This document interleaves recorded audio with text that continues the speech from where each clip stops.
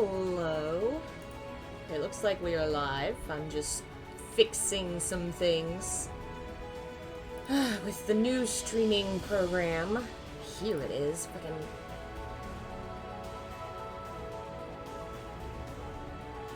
Hey, Jeff. Hey, Lopsel. 1 second. Where is... Why would you not... Do you not let me... Ah, here we go.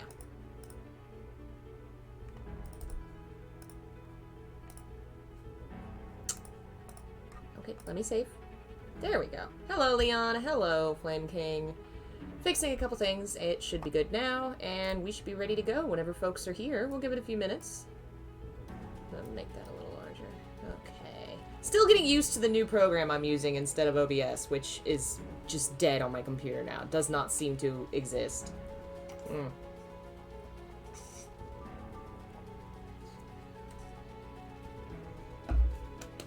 Yay, Jeff! I'm so glad to hear that. I hope you keep getting better and feeling better. Hey, Atris. Oh, I'm sorry. Oh, man. I'm so sorry to hear that. It's always tough when you lose an animal. Oh, I'm sorry for all of y'all. I hope things get better soon. Times have definitely been tough. Today we are gonna try. I think we're gonna be able to beat the game if I'm not underestimating how long the game is. I think it might still take about 4 or 5 hours, probably, but I think we can make it, which will be nice because this is such a good story, and it'll be good to experience it all, and also for me to stop reading for a little while. It's definitely more draining than normal streams. We do have Pippin and Bob in here today. Bob is snoring, which I've never heard him do before. And it's a lovely rainy day out where I am, so it's kind of perfect for this. I should be working on my lunch part 2. Gross juice. Oh, goodness. Welcome, Marianor. I'll say, I think we've come over the hump, I think, of sad shit. I mean, not that everything's gonna be hunky-dory happy from now on, but I think the worst is behind us. And we're working towards the happy ending. The game actually technically has 8 endings, but I know how to get the best one, so we're gonna get the best one. I mean, I guess you could subjectively think one of the other ones are better, but the technical happy ending is the one we're gonna get. Yeah, we'll give it... yeah, we'll go ahead and get started, I guess. So, we stopped off after, am I American? Yeah! Never left the United States, actually, because my mom's afraid of flying. Yeah, I live in North Carolina. So yesterday, how's my diet going? It's going! I feel a lot better, and I've lost a little weight, and now I'm at a wall. I can't seem to lose any more weight. This happens frickin' ever since I started. I started when my disease was at its worst at about 225, I think, was at its worst. And over the course of 3 years, I am now down to 190. And I can't seem to get any further. 8 endings. Are there different types of endings? I think one of the endings is when... Giselle still thinks she's the maid and says, hey, do you want to come with me and live in the mansion in the darkness forever? I think you can agree with her and the game can end there. I'm not certain because I didn't pick that, but I think there are certain things like that where if you pick certain options, you lock yourself into one ending or another. You can also just be murdered, which isn't, it's a game over, which is rare. I actually had one happen to me, which I now know to avoid, so we won't have that, but I'll point it out when it comes. So yeah, overall doing good, definitely healthier, but I think I'm gonna have to up my exercise routine if I want to keep making progress. Anyway. So, we stopped at the end of Michelle's memories. Giselle and Michelle reunited, even though Giselle's kind of a ghost right now. She's not physically there, she's spiritually there with Michelle, and now we've decided we want to go and try and help Morgana. So, that's what we're gonna do. Do not let go of my hand. Back into the darkness we go.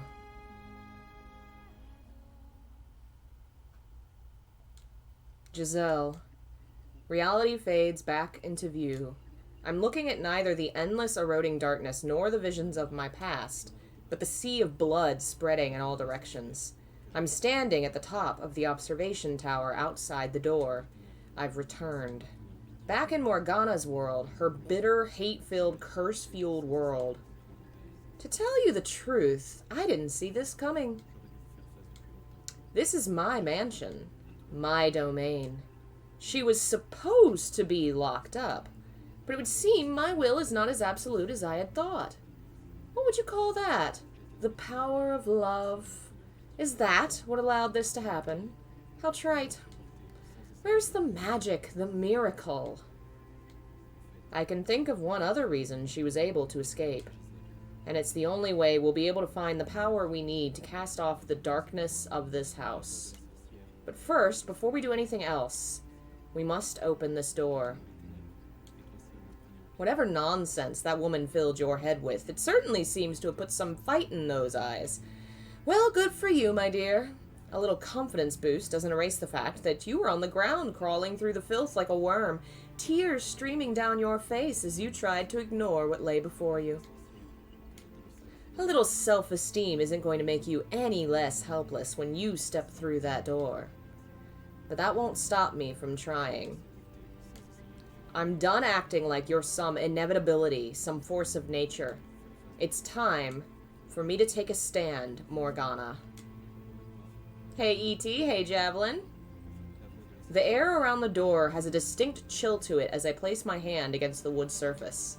My arms, once bloody and lacerated, are now whole again.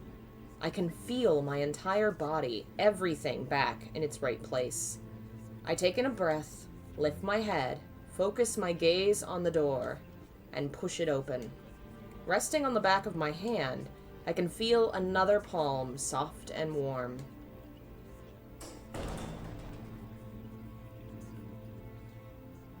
Through the single window sitting high atop the wall shines a ray of light.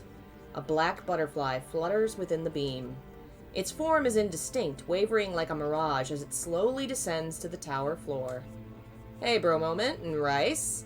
You have jumped into the final chapter of a very complex story, but welcome. Then, from within the darkness, a person appears.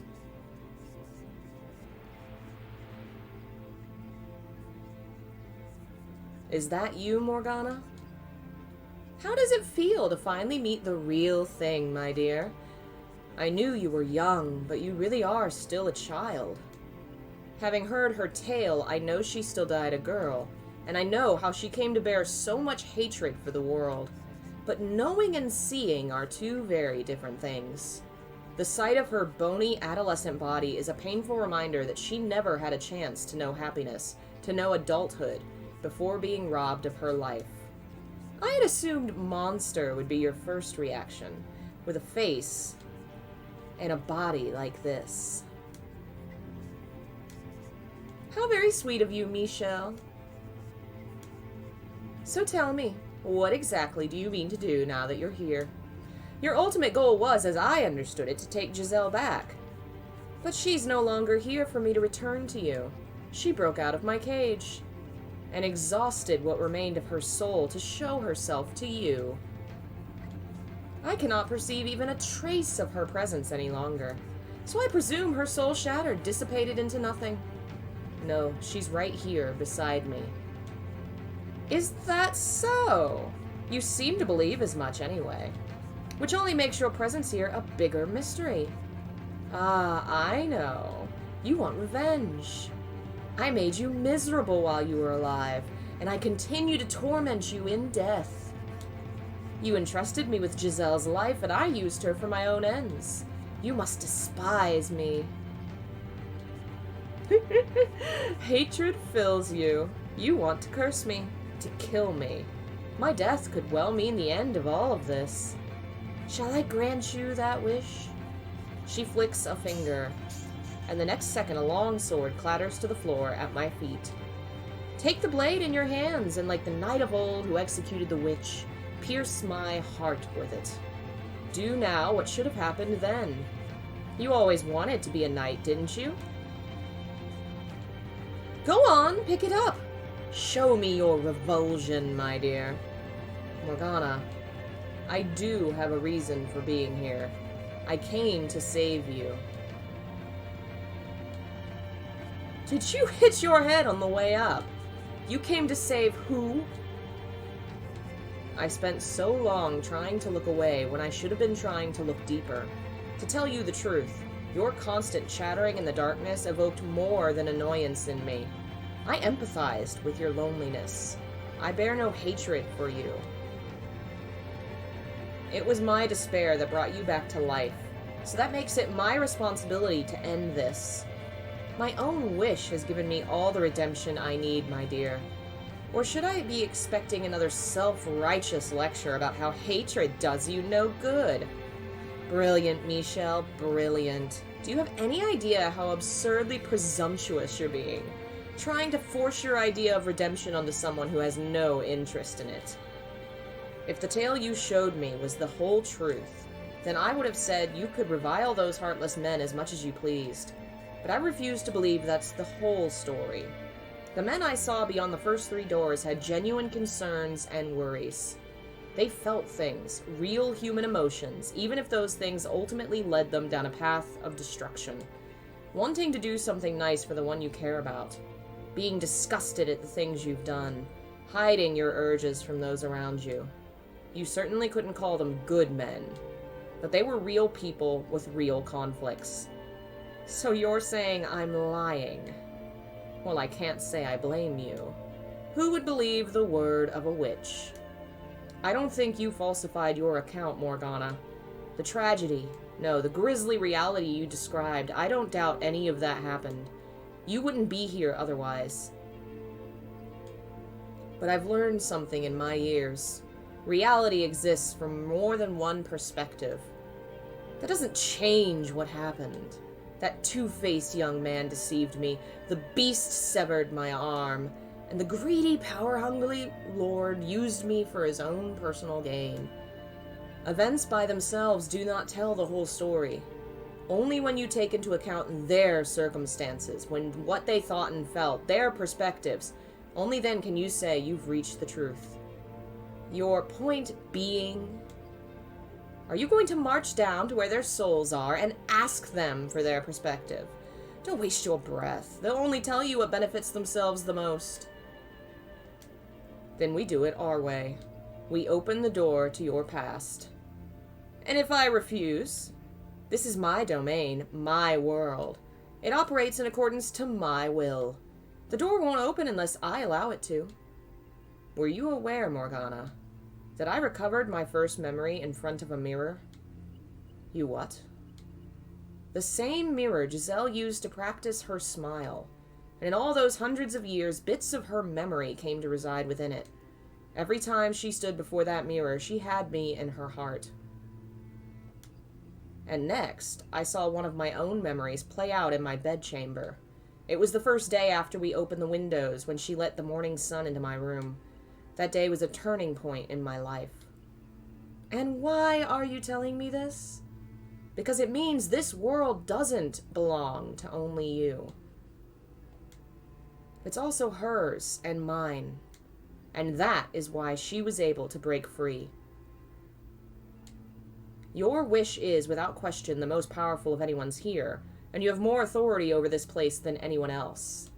There is no denying your position as master of this mansion, but Giselle and I, we too have influence over this domain. I was the one who resurrected you, and she who served as your guide. So the door will appear, whether or not it is your will. Their souls reside here as well.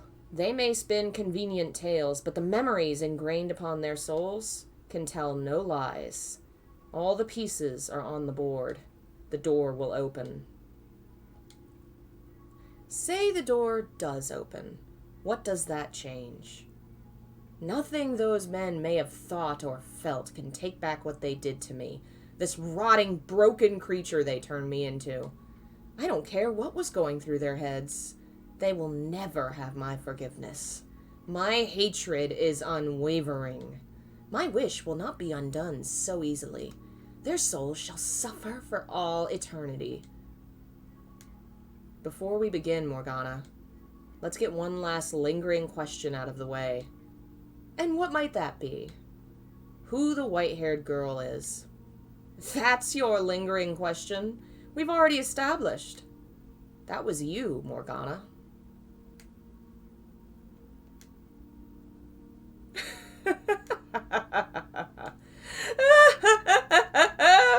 So in a desperate plea to deny you came back as a woman, you're now trying to make me into her?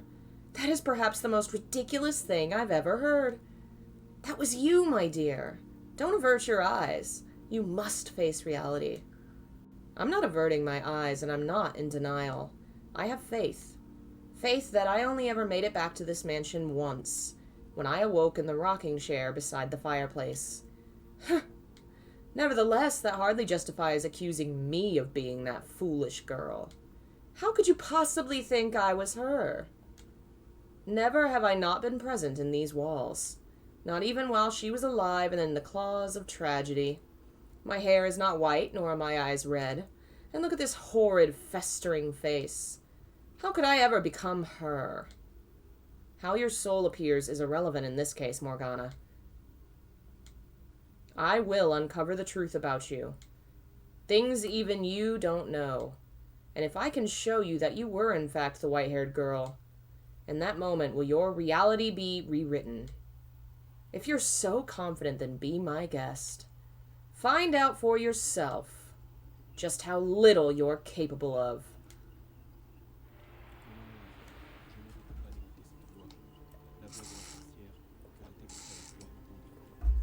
Blackness fills the observation tower once more. Morgana fades into the distance, leaving me alone in the dark stream. It's a darkness I've seen, felt, and been consumed by numerous times since arriving at the mansion. But this time I welcome it, praying that beyond it lies a truth with the power to release all from the house's grip. This next tale has no narrator. I won't sit back and listen as someone recounts the path of fate for me. No, I have to find the path for myself this time. I don't know what awaits me beyond the black, but no matter what it may be, so long as I have the power to provide redemption, I must never put down my sword. Now, let us open the door. The final door. So some of the symbolism of this game is starting to come together. This whole time, he's been associated with the Archangel Michael, the weigher of judgment that condemns or saves souls, and now here he is, descending as an angel to offer redemption to all these sinners. He really is the angel of the story. I brought you some food. You have to eat something. You barely touched your food yesterday. Come on, please. Just leave it there. Her hands aren't bound. She can eat whenever she pleases. But she's not going to last much longer. The boy has a point.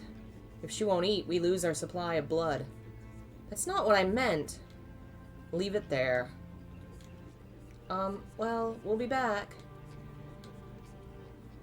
Hey, Lynn Griffin, welcome. Do you really have to go? Yeah, things are pretty hectic right now. And when do you suppose you'll be back? Tomorrow, same time as today. And you'll have enough time to talk then? Will you? Yeah. Are you hiding something from me? You're acting kind of funny. You're my sister. I wouldn't keep anything from you. You're not yourself, though. What's so different about me? Well, you're not acting much like a prince. Ah, right, of course. Don't worry, I'm still your prince. Same as always. Good night, Nellie, my princess.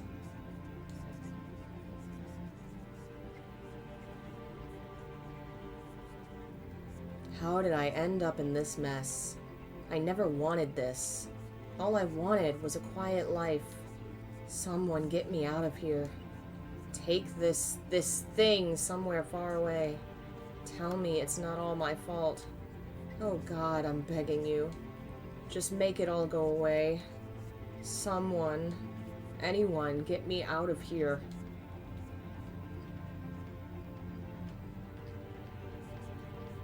Look, look! The stars, they're beautiful. Though with it so bright out, I worry someone might see us. Everyone's long gone. I hope so. Are you ashamed? A little, but I still want to be with you. Have you ever considered leaving the convent? You can't just stop being a nun, you know. It's not that simple. I've made vows, sworn my life to the service of God. I was not aware. I don't know much about this land's traditions.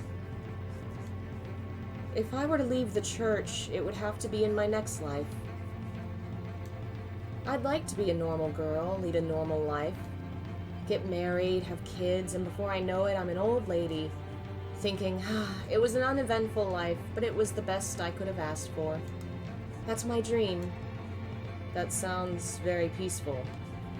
I hope we can be together in our next lives, too. Have a nice, quiet life together. It'll be a city on the water, looking out over a beautiful, glimmering emerald sea. The blue sky spreading as far as the eye can see. The sound of the seabirds squalling by the port. The two of us sitting shoulder to shoulder, just looking out over the city. Doesn't that sound wonderful? It certainly does. I would love that.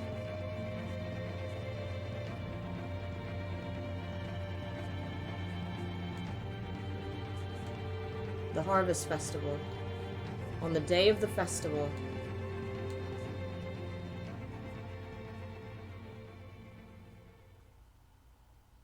I wonder who all these people are. 3 days until her death.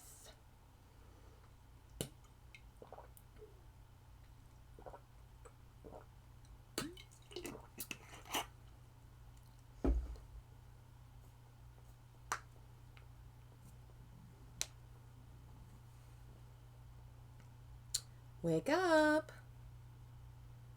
Please wake up. Come on. Open your eyes. Michelle. Ugh. So bright. I'm outside? The light feels like needles in my eyes. The first thing I see beyond the mansion's darkness is blinding light. The sun glares mercilessly overhead. A gentle breeze blows past, and I can hear birds chirping from several different directions. Each breath I take fills my lungs with the scent of earth and grass. So much time has passed since I've been in the light. I almost feel like I'm alive again. No, not almost. What's going on?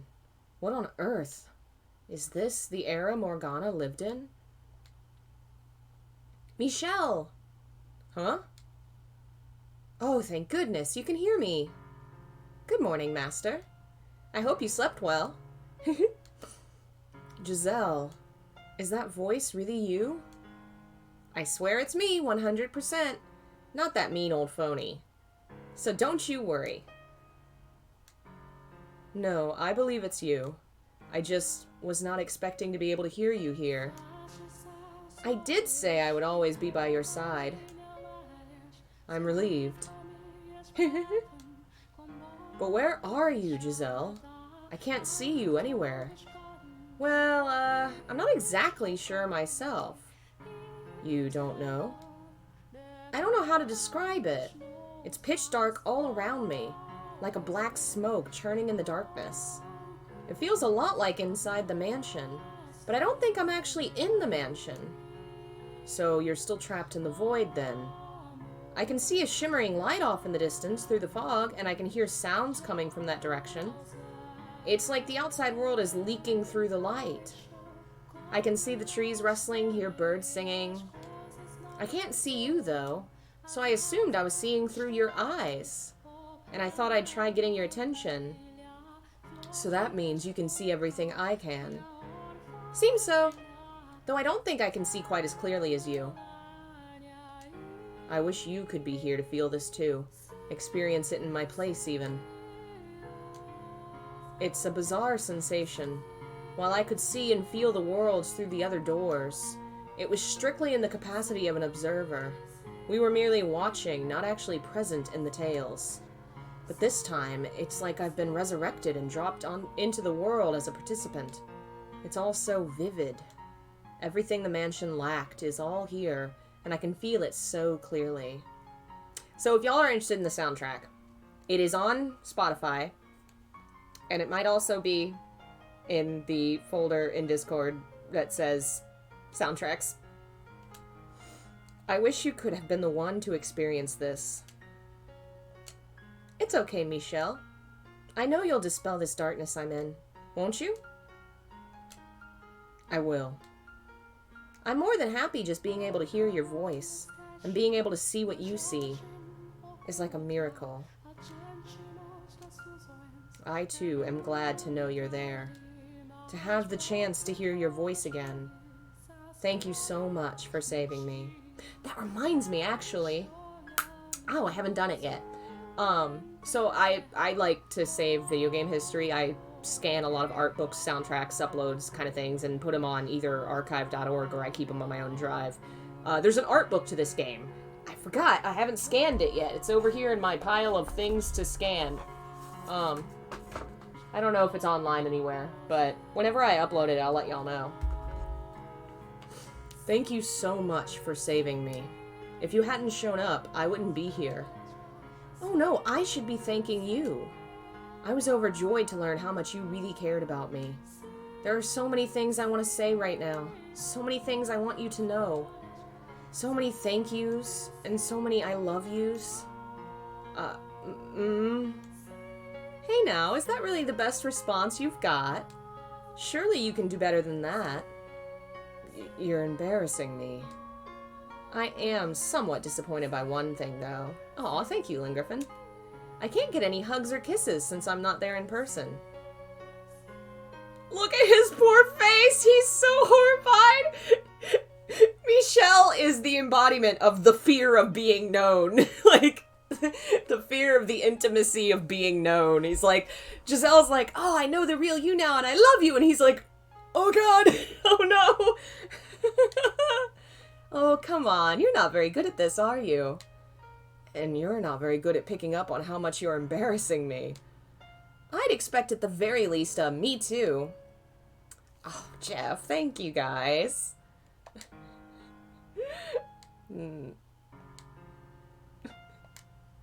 We should start by figuring out when and where exactly this is. Oh my god. You're not even trying, are you?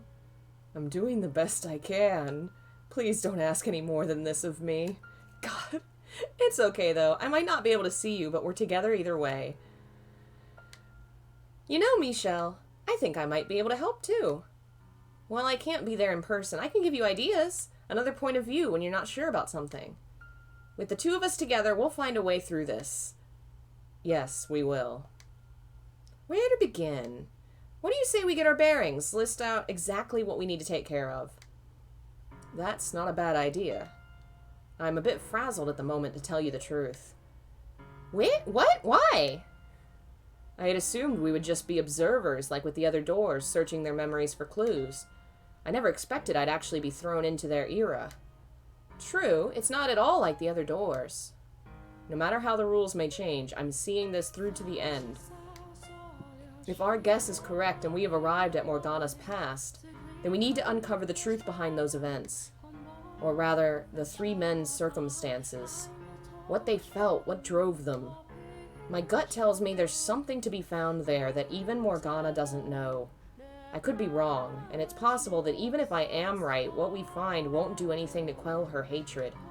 But we won't be talking her out of it, that's for sure. Words won't break through that kind of animosity. We need something bigger. Something she could never have imagined. Something that will turn her entire worldview on its head. The white-haired girl might be a good place to start. She showed up at the mansion again and again as though led there by some supernatural force. And she was involved with all three men in some way. I can't think of anyone else with such deep ties to both the mansion and the men. But at the same time, I have a hard time convincing myself that the Morgana we know and the white-haired girl could be the same person. They are about as different as two people can be. Which actually leads me to believe there's something there. There must be something. Some secret we haven't figured out yet that we can use. So let's find it. It won't be easy. If we are in the past, though, I wonder maybe we could change it. This could be a huge chance for us. Change the past. Yeah, we could prevent Morgana's death, or we could stop whatever led them down this path. There's an idea. If it's actually possible, maybe we can do something. The question is this world really? Now I'm getting kind of pumped. I've got my game face on and I'm ready to do this. Doesn't do much good if no one can see it. It's a figure of speech. Okay, first things first, we need to find the mansion. Morgana should be at the top of the observation tower, and the three men shouldn't be too far off either. So the question is, where are we? Do you recognize the surroundings at all? I never really left the mansion, so I'm not especially familiar with the lay of the land. Give me a little spin, would you? As she requests, I slowly spin around in a circle. And through the dense woods, I spot a cluster of what appears to be stone formations. Squinting to get a better look, I realize they're buildings. It's decently far off, but it appears to be the edge of a city. I think that might be the village I stayed at for a while. It's a bit big for a village. Don't you remember what Amade said about the village's history? Amade, that bastard. Michelle, you didn't think something uncharacteristically vulgar just now, did you? Wouldn't dream of it. Yes, I remember. He said it was once much larger, and that it was destroyed in a single week by the witch's curse. Except rather than a curse, it was probably disease. If that's the same city, then it fits with what Morgana said happened. I believe he also said something about there being a large bridge on the outskirts of the city, and that following the path from there would lead to the mansion. So let's head down to the city. Alright? You don't sound very enthusiastic. Are you nervous? You might have to talk to someone? Don't worry, you've got me here. Don't treat me like I'm antisocial. You're not? No, that's not what's bothering me. It's... something about this whole thing feels off. This world we're in... Never mind. I'm probably overthinking things. But now's not the time for that. We need to get moving. Let's go. Rather than waste time fretting over details, we need to get to the mansion like she said. Everything else comes after that. With each step, I can feel the earth compressing beneath my feet, the grass flattening. As I weave my way through the trees toward the city, the sensation of having a living, flesh and blood body slowly returns. A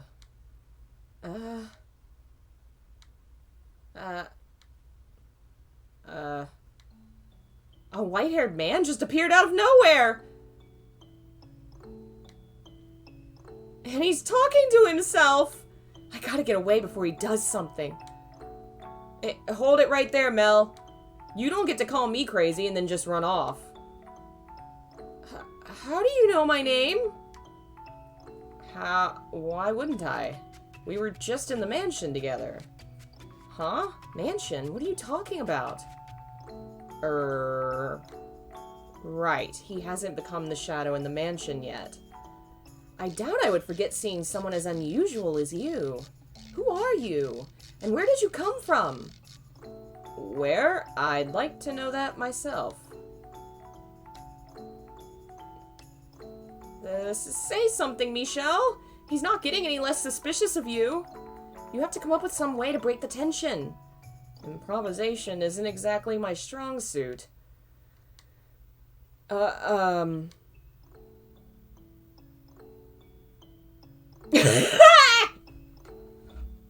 my god.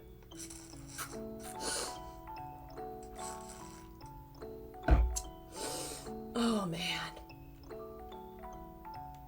I was sleeping in a tree. I can't imagine what happens if you say I'm God. It sure looked like you popped out of nowhere. You imagined it. It was so sudden, your mind misinterpreted what you saw. Is that too much of a stretch? Yeah, you're right. I must have been seeing things. People can't just appear out of thin air. On nice days like this, I'll sometimes climb a tree and take a nap too, and then roll over and fall flat on my face. So I can relate. Michelle napping in a tree. I can't even imagine it. Me neither. Also, it would seem that, like Morgana's, I'm the only one who can hear Giselle's voice. But that doesn't explain how you know my name. You know. You look a lot like an acquaintance of mine. Imagine my surprise when it turns out you have the same name, too. That's definitely pushing it. Oh, yeah, that happens to me every now and again, too. Geez, you had me spooked for a second there. Well, on the one hand, I'm glad he bought it. I feel perhaps he's a little too trusting. He's the kind of guy who just keeps on walking when he runs across something out of the ordinary, pretending he didn't see a thing. Not the most admirable of traits, but we're in the clear. I assume you're from the city then, if you're out here. Actually, no, I'm, a wanderer of sorts. Did you come by to see the Harvest Festival then? The Harvest Festival? You don't know about it? 3 days from now, we're holding a festival at the church to celebrate the spring harvest. 3 days. Morgana died when the bell tolled noon on the day of the festival, which means she's got that much time left. This will be the first time we've held the festival, so we're hoping to make it into a big event, something really memorable. And a young girl is dying behind the scenes of this seemingly pleasant celebration. If her death is 3 days from now, that might give us some time to do something about it. Could I ask you to show me the way to the church? I would like to join in on the festivities. Sure, yeah, of course. The church's doors are open to all, friends and family and wanderers alike. It's not far. Follow me. Thank you.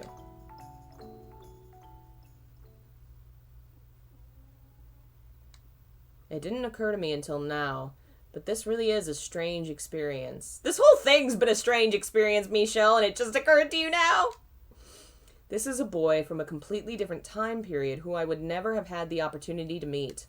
If he's here, then presumably the other two are here as well. Which means Morgana's wish for their reconstruction was actually granted. This Mel doesn't seem like any different a person than the one I observed through the first door. Yet he played a part in Morgana's imprisonment. I have trouble believing he would voluntarily involve himself, though.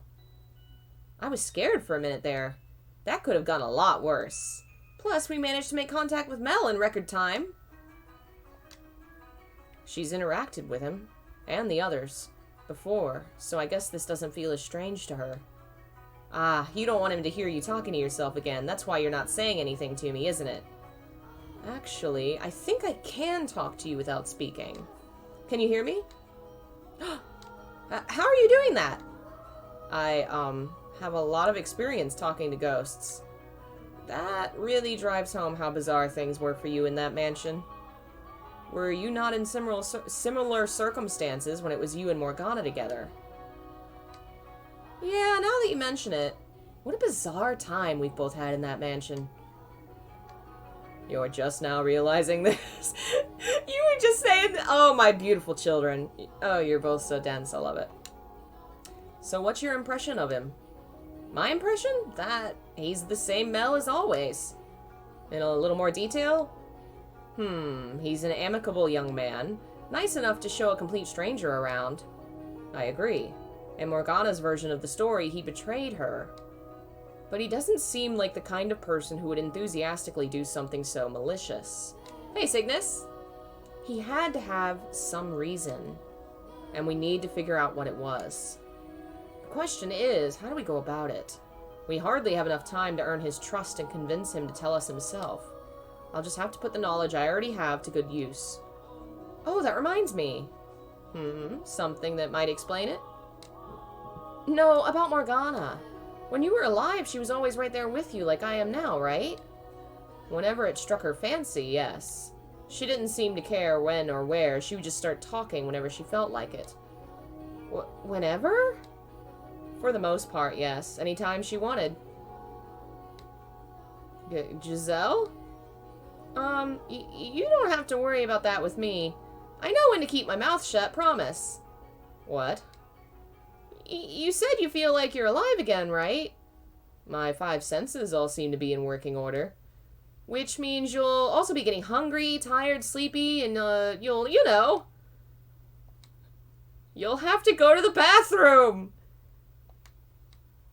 I'll be polite and close my eyes and plug my ears while you're doing it. Thanks? What would possess her to bring that up? Does she even realize what she's saying? Oh gosh, no, I'm red as a tomato. That answers that. God, I love them so much. Moving right along, we need to discuss how we're going to go about this. Right, that. Yeah, it's really, this whole chapter is really great because finally we get to see the two of them really knowing each other back to the way they were and talking back and forth. They're adorable. The Harvest Festival is our deadline, which doesn't give us very much time. We need a plan for when we arrive at the mansion. How about we spill their secret, tell everyone about the girl they've got locked up in the tower, and force them to set her free? Surely they wouldn't stand for that. Perhaps, but would anyone believe me? Oh. If I walked in and said I came from the future and that I know what's going to happen, would anyone actually buy that? Sure, with enough convincing. Even if I did manage to convince them, the tower door was locked in Morgana's rendition of the tale. You need 3 keys to get inside. Mel should have one of them, but stealing his alone wouldn't be enough to get into the tower. True. If Giselle is right and we can save Morgana and change the future, then that would indeed solve everything. But something about this whole situation still doesn't sit right with me. I have to do more than just set her free of that tower. I have to find the truth as well, as I initially set out to do. Regardless, I would like to try and stay on everyone's good side as much as possible for now. Okay, I'll do whatever I can to help. I appreciate it. I mean, as you know, conversation is not exactly my strong suit. Which means it's my job to hit the brakes whenever you say something stupid. It's a bit too late if I've already said it. Anyway, step 1 is to get ourselves into the mansion. We can't hope to make contact with the other 2 men, much less get Morgana out of here if we're not staying nearby. I'll do what I can. We're almost there. See the big building in the distance? That's the church. It is the same mansion as I suspected, and both. Seeing it now, knowing what horrible things happened there, is so disheartening. Are happening as we speak. And that tower we see in the distance, Morgana's locked up all alone. I wish we could just march in there and set her free. If getting into the tower were our only goal, we could probably force our way in with a little work. Is something the matter? Mel, I could probably overpower him and get his key. Hello? But the other 2, that almost certainly wouldn't work for. Can you hear me? Oh yes, sorry, I was lost in thought. Seems kind of strange, doesn't it? What does? I mean, it doesn't look much like a church. At a glance, you'd think it was some noble's estate. Oh, so it does. I've spent so long there, it never even occurred to me. I was pretty surprised when I first saw it myself. A peculiar place, all told. There's a chapel inside the mansion with this gorgeous stained glass window. It's quite the sight. Do you know why it was built like that? I'm, not actually sure myself, no. Anyway, I'll show you the chapel. The Saintess should be there too, so I can introduce you. The Saintess? You've never heard of her? Everyone around here knows her. She's a nun at the church, and everyone calls her the Saintess. She's practically her own religious figure. Oh, he's not talking about Morgana. You'll just have to see for yourself. Come on. Alright.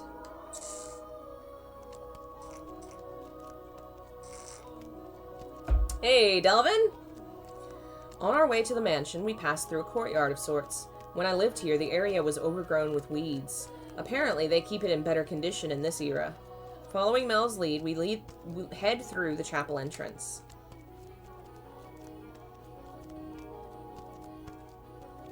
Oh my. I'm at a loss for words when I see what lies on the other side of those all-too-familiar doors. While it was barely recognizable as a place of worship in my memory, just 2 columns of battered pews and some piles of rubble, the room I'm looking at now is unequivocally a chapel. So this is what it used to look like. I wonder how far back this is from when we lived. It has to be more than a decade or 2. Maybe 100 years or more? The views and beliefs about the world prevalent in our time are not so different than those of this time. Perhaps the chapel was destroyed in the aftermath of the Harvest Festival. When I was first sent to the mansion, there were signs that repairs had been attempted. The stained glass window is behind the pulpit, I'm guessing, though we can't see it from here. And right next to it is the door to the observation tower. There she is. There's no priest here. She runs the church. You'll want to talk to her first if you're planning to participate in the Harvest Festival. I'll go fetch her for you. Whisking his way between the pews, the boy disappeared into the back of the chapel, returning with a nun in tow. When I see her, my face twists for a brief moment. Good afternoon. You came to see the festival, I hear? It's wonderful to have you. Is that who I think it is? I'm all but certain at this point that all the major players from behind the 3 doors are present here. Not just the 3 men whose shadows remain in the mansion, but also the women who were important parts of their lives. Though dressed differently, the way she speaks and the way she holds herself resembles the woman killed by her lover behind the second door. They're all connected. What we thought were 3 separate tales all stretch back to a single point in time before our own. Is there something the matter? No, I was just thinking how unusual it is for one nun to be managing an entire church by herself. Ah, yes, that's the usual reaction from new visitors. Even I think this assignment is a bit over my head. Assignment? Ah, well, I was at another church before this one. A smaller building, and I wasn't the only nun. But the Lord of the Land ordered me to transfer to a new, larger church he was opening, so here I am. The Lord. There's plenty of space on the property, more than enough to provide shelter for orphan children and aid for the sick. So I think this basically confirms that the Lord, which is Jacopo, built the mansion the specific way that it is to function as her church and Morgana's prison. It seems rather vacant from what I've seen. Yes, about that. We used to take people in, but circumstances have made that difficult of late. What kind of circumstances? It's not something I can discuss with an outsider, sorry. I'm guessing it has to do... Oh, goodness. What in the world? I'm guessing it has to do with Morgana's imprisonment here. Do you think she knows about Morgana? I would guess not. The men swore to keep it between the 3 of them. So she's being forced to oversee the mansion, completely oblivious of what's happening here. Which isn't to say she's not connected to it in some way. If she's the girl from the second tale, then she should be close with... Is something troubling you? No, my apologies. I got lost in thought. You don't look it, but you're actually a bit of a daydreamer, aren't you? Daydreamer? Mel would fit that description much better. Mel would fit that description much better. What? Why? Do I really look like that much of an airhead? Oh, I can see that. Someone has to watch out for him, or he's likely to lose his head in the clouds. I really don't think I'm that spacey. I'm not trying to say you're spacey. I just feel like I've got to keep one eye on you at all times. It's a lot like what I imagine having a little brother would be like. I'm an oldest child, you know. What's the big deal? You don't want a big sister? Well, I want you to be my little brother.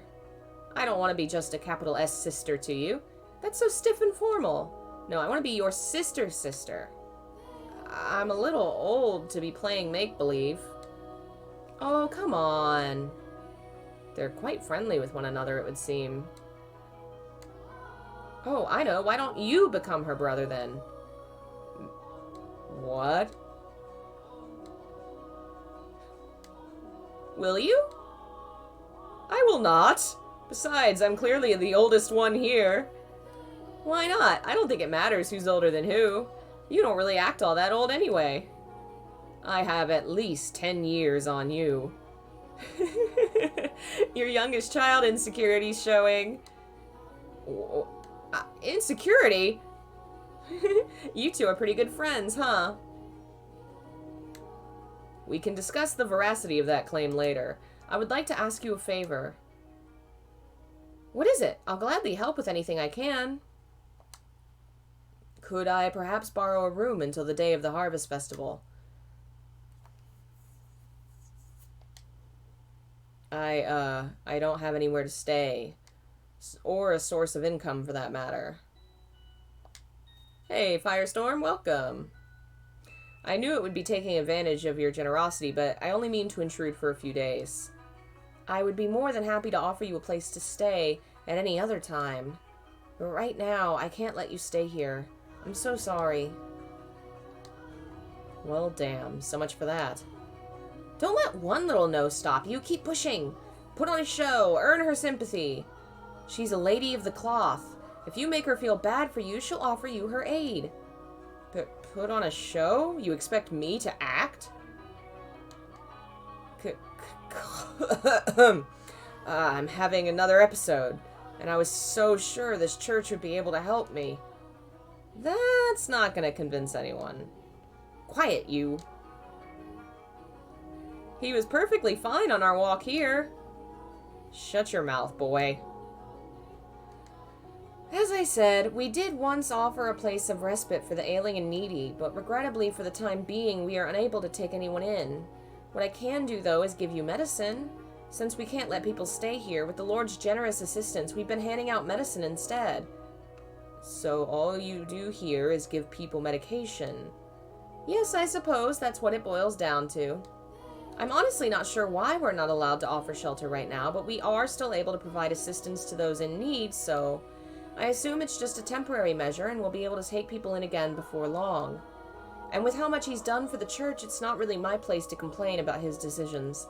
I truly am sorry. I hope you'll understand. I'm supposed to ask for a tithe in exchange normally, but just this once it's yours, free of charge. Could you tell me more about this medicine, please? It's called Saint's Blood, and it'll cure any disease. Saint's Blood. It's not real blood, of course. That's just what it's called. It sure sounds divine, doesn't it? No, that's not true. Huh? It is real blood. What? What are you... sorry to butt in. Do you mind if I bring him back to my room? I don't think I mentioned it, but he's an old friend of mine. We've got a lot of catching up to do. All right. Hey, come on, this way.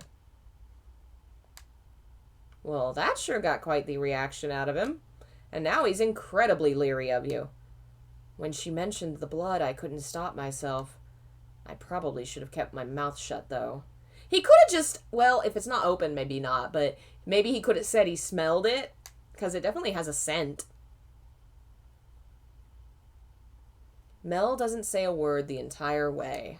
His smile has retreated, and there's a hint of fear lurking beneath his now stony expression. I spin the truck through the mansion's corridors, pondering how to answer the questions I know are coming. How to solve the problem I put myself in. We enter a bedroom, presumably his, and he closes the door behind us. I can see the distrust in his eyes as he glares at me.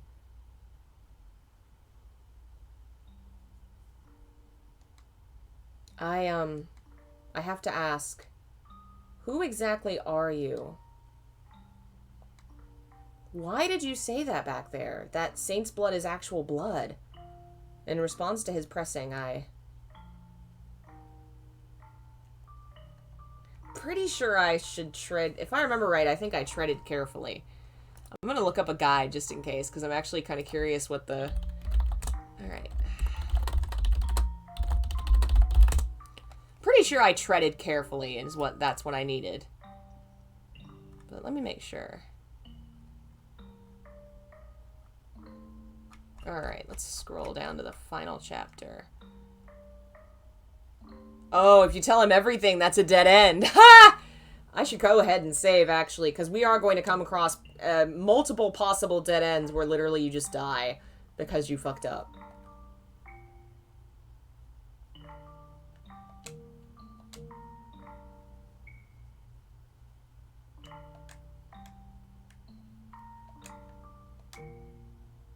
We don't have much time, but it's in our best interest to tread carefully.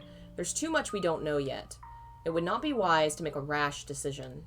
With him as tense and suspicious as he is right now, it won't be easy to get his key or persuade him to tell us how he ended up here.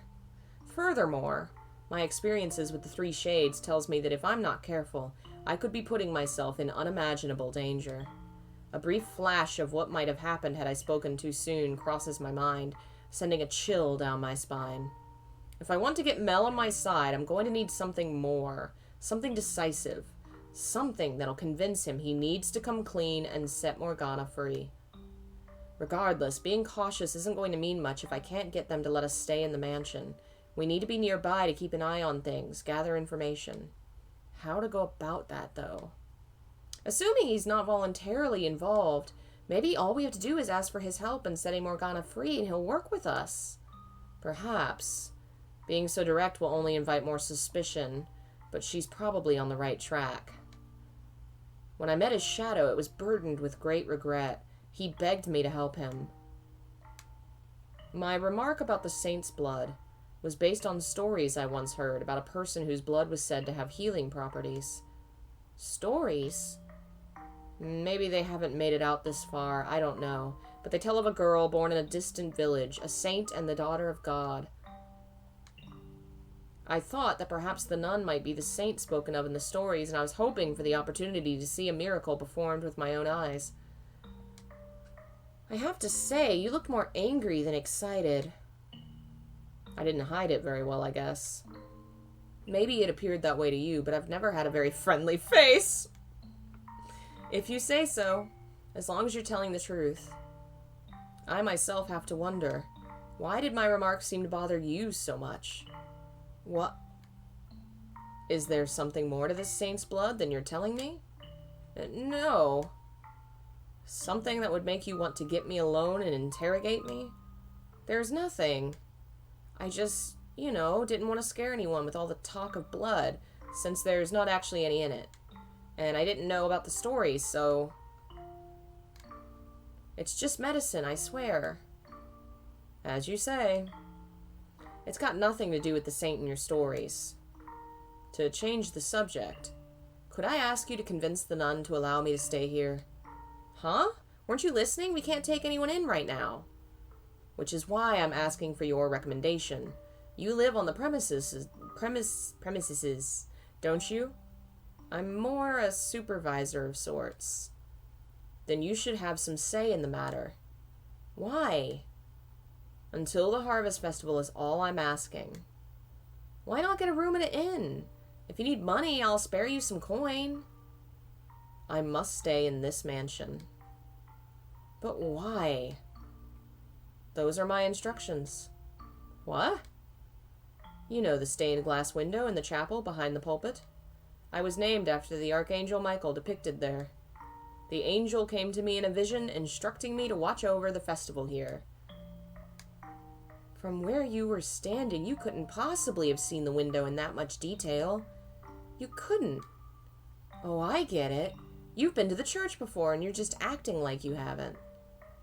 There's a metal door off to the side, leading to an observation tower. Yeah, you can see the tower from outside. Inside is a long spiral staircase, not made of stone, but wood. There's a single door at the top of the stairs. How... What are you really here for? All that vision stuff is a lie. I am not here to cause you any trouble. In fact, I am on your side.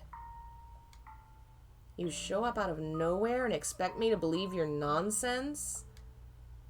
All I ask is that you allow me to stay until the day of the festival. If you can do that for me, then I'll make you the promise I could not before. I have not forgotten your pleas for salvation. I know you want to be free. Let me guess, you saw that in a vision too. If you want to call it that, then you can. I've never once asked for you to save me. You're mad. But fine. I've got nothing to hide anyway. If I say you're a friend, the Saintess should be willing to accommodate you. Wait, I already told her you were my friend, didn't I? I'll try and persuade her. I don't know what your deal is, but try not to cause any trouble, okay? For your own sake. I won't. Only until the festival. You're not getting another day out of me or her. And this isn't your home, so don't act like it is. Of course. Thank you. You know, I never did get your name. It's Michelle. Oh, right, after the Archangel Michael. Just like you said.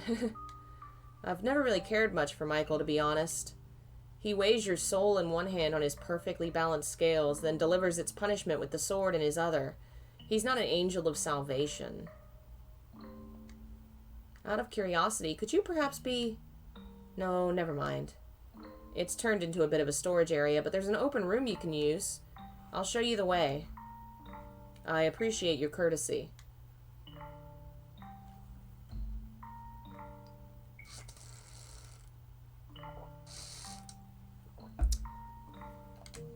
Oops. Well, this is just lovely. There are cracks in the ceiling and the walls peeling off. There is a bed at least, but it's coated in dust. This was a storeroom when I lived here, as I recall. Sorry about the condition.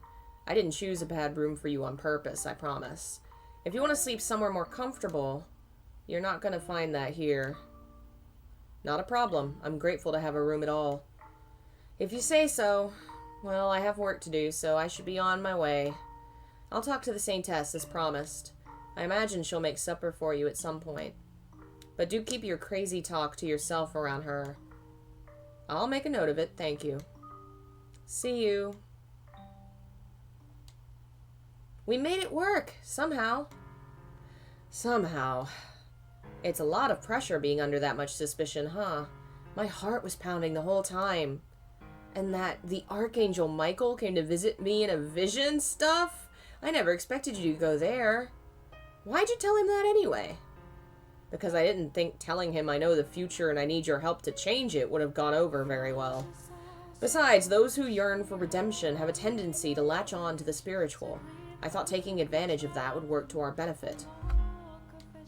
You know, I bet you'd make a pretty good Karn artist, Michelle. I did what I thought was necessary. I know. Besides, you have every intention of keeping your promise, don't you? Whether or not Mel can be saved is up to him. I will lend him my hand, though. Oh, you say it's all on him, but deep down you know you're on his side. We're complete strangers to this Mel, but I can't bring myself to think of him that way. We just met him today, but it feels like reuniting with an old friend. He's the same old Mel.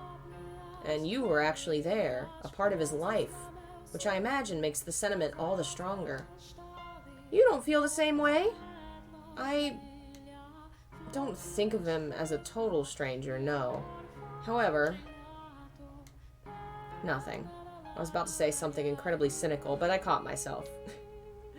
What? It's nothing. Don't worry about it. If you say so.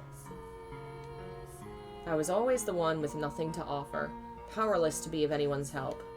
So if anything's motivating me, it's not concern for the boy, but a desire to prove that someone like me can do something. It didn't take much arm twisting to get him to give us a room, so who knows, maybe he'll come over to our side easier than either of us expect. Him giving us a room was not simply out of kindness. Keeping me nearby allows him to keep an eye on me. He doesn't trust me, but he also doesn't know enough about me to decide what to do yet. He needs time, and doing this gives him that time. If he decides keeping me around is not to his advantage, he will act accordingly. Do you really think he'll do anything to hurt you? Mel's a kind boy, and, well, to be frank, I don't think he has the spine for it. It's hard to say, but even if he doesn't, we still have the other two men to worry about. Nevertheless, his cooperation will undoubtedly be the easiest of the three to gain. We were fortunate to run into him first.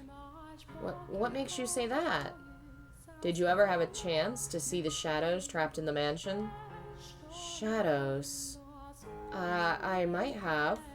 But around the time Hayden Rhodes passed away, I wasn't really there anymore. I stopped thinking, stopped trying to make sense of the things inhabiting the house. I had become merely another part of the cursed mansion. I was only able to converse with them after I had reclaimed myself. I suppose, much like the rules differ between the realms of the living and the dead, so too did they differ for those who have lost their grip on reality. As I was searching for a way to get you out of the tower, I encountered and spoke with three men's shadows. Of the three, Mel was the least threatening. He bears a great deal of regret. He yearns for someone to save him. I heard him muttering, "This isn't what I wanted." He doesn't want to be involved in this. Someone else is holding the reins. My first guess would be the Lord, but regardless, they are not equals in this endeavor. If he wants out, then maybe he would have agreed to help if we told him we're here to save Morgana. Carelessly revealing our hand at this stage did not seem wise. It would have never gotten to this point if it were so easy to stop. So I guess our first task is to earn Mel's trust. Morgana's death is in 3 days. We have until then to get all 3 keys. It won't be easy. I mean, we weren't even present in this world until today. Exactly. We have no one to vouch for us, no one who even knows who we are. But we have knowledge. Quite a bit of it, in fact. We not only know what happens in this era, but you showed me their next lives as well.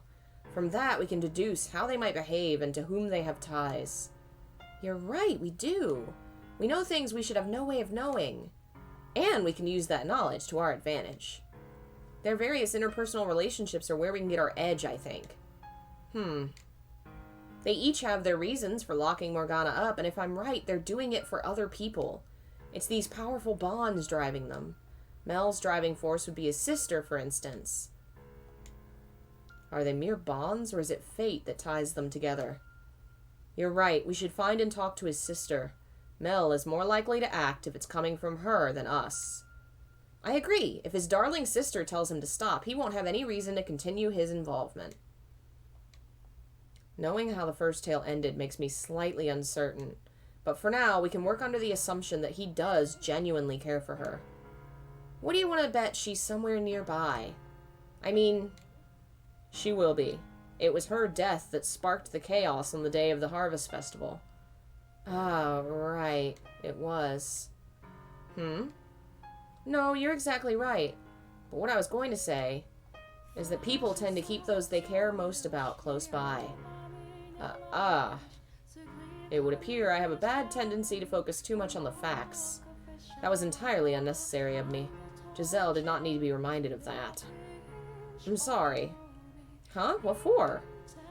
For being careless with my words. Inconsiderate. No need to apologize for the truth. Besides, you and considerate are like oil and water. And today, you're the fire to my oil. We have 3 days to stop this tragedy. Let's get to work. Let's. We'll probably have more luck asking than just searching for her. If we can't find Mel, then none might know. Off we go. They're adorable. And so bad at this. I mean, I guess they're doing all right so far. As I step into the chapel, I see an old man waving to the nun as he heads for the door. The man is practically beaming, and judging by the vial in his hand, he's happy about more than simply having the chance to see her. Is that saint's blood? According to Morgana's account, a disease began spreading through the city at the Harvest Festival, eventually eradicating the population. In a time like this, where medical knowledge is so limited, a plague would be almost unstoppable, and the sight of so many people dying so quickly could appear to be the work of a demon or a curse. We come from the future, so we know just how dangerous this is, but they have no idea. Morgana described it as a tale that could only have taken place in that era of miracles and spirituality, and about that, she couldn't be more right. Could we maybe warn everyone against taking the medicine? I assume the sickness was caused by them ingesting blood at any rate. It's not medicine they're being given. but bottled disease like some sick joke. If we could convince them to stop talking saint's blood, then maybe that would prevent the city from being destroyed. But the fact that it's being distributed in the house of the Lord and peddled as a miracle cure plays right into their deep-rooted spirituality. Would it even be possible to convince them otherwise? And besides, it's not them we came here to save, but... No, that's veering too far off our intended path. We need to find the truth and save Morgana's soul. Putting ourselves out like that is only going to get us unwanted attention, make people suspicious, and we don't have that kind of time. Yeah, you're right. Sorry. It's just, knowing what they're doing to themselves, I couldn't help but think that maybe there was something we could do. Especially considering how it all turns out. I understand the sentiment. Or rather, I understand your reasoning. But for me, Morgana takes priority over any of them. And you over everything. Releasing Morgana's soul should save yours as well, Giselle. If we can eliminate the mansion's darkness, then you won't have to be trapped as it's made. I have no interest in being the hero of the masses. Let's go ask about Mel's sister then. Okay.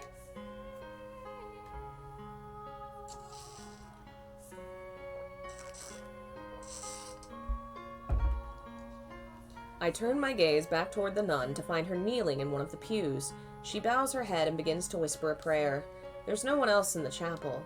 Now's the perfect time to ask. Hearing me approach, she falls silent and turns to face me, wearing her usual disarming smile. Hello, Michelle.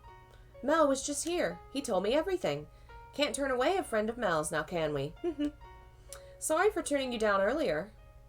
No worries. I did a poor job of explaining myself. So, did you need something? Let me guess. Medicine? Girl, you just gave us a vial of that. Stop handing it out like candy! No, I'm in perfectly good health. Hee, I figured you were lying. I can ask her about Saint's blood some other time. And while I have a number of questions about the man she's close with too, right now Mel's sister is priority. Are you familiar with Mel's younger sister? She has flaxen hair, much like him. Oh, you mean Nellie? Are you her friend too? I would say we're more... You're better off just saying you're friends. Friends, yes. What about her? I would like to speak with her, and I was wondering if you might know where I could find her. Nellie should be down at the cottage, I believe. The cottage? Yep, that's where I stay too. I don't sleep in the mansion itself. So you don't live here, but only work here? Right. For one, there are men who live here. The Lord likes to show up on occasion too, and we can't have a nun wandering around while he's here. So you and Nellie live together then? Yep, we have about 6 months or so, ever since she and Mel showed up. I wanted to let her stay with her brother. But since this is technically church property, we have to keep the boys and girls separate. I see. I'm so glad to hear Nellie's got a friend, though. What? She's not from around here, so she doesn't have many acquaintances. And with how sick she can get, she doesn't spend much time outside. Which is a shame, because she's such a sweet little girl. I'm her friend, of course, but I've got responsibilities. I can only be around so often. So I'm sure she'd be delighted to have someone else to talk to. It would be my pleasure.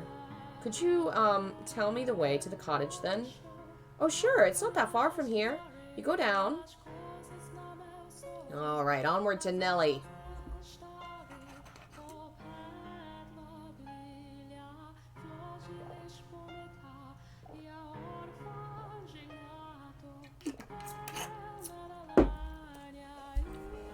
The directions I got from the nun lead me to a place... Lead me to a place I know from my own time. It's the same building where the man who had been ordered to keep me under surveillance stayed. Sunlight seeps relentlessly through the trees, and I find myself having to look down at my feet as I follow the path. It's blindingly bright, painful. Alright, we're gonna have to take a quick break, because, I need to go grab my meal. Oh, I didn't know if I pushed that. It would... Oh, it's a quick save. So we'll be right back, and then we will continue the story. Let me see if my... Nope, that didn't work. Nope. Oh, and that's gone too. I need to fix these settings. A lot of my stuff's wrong now, so we'll be right back. Ugh.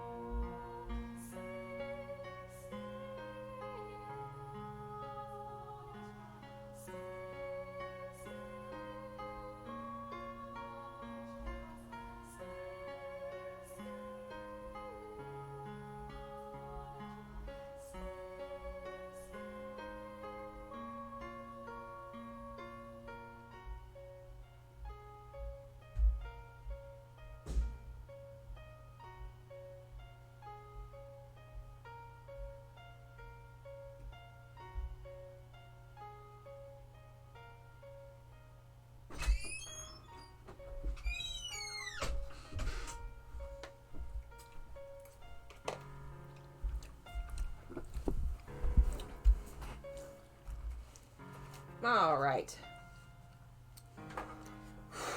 Got some yummy pasta.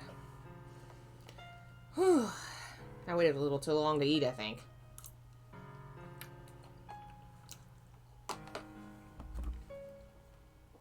How are you holding up, Michelle? I'll be all right. The sun's past its peak. In a few hours, it won't be nearly as bad. Hey, Jeckinus. Don't push yourself, okay? Okay. The trek is a reminder of just how inconvenient my body always was. And having this chance to experience being alive again comes with both the good parts and the bad. But now is hardly the time to complain about my sensitivity to the sun.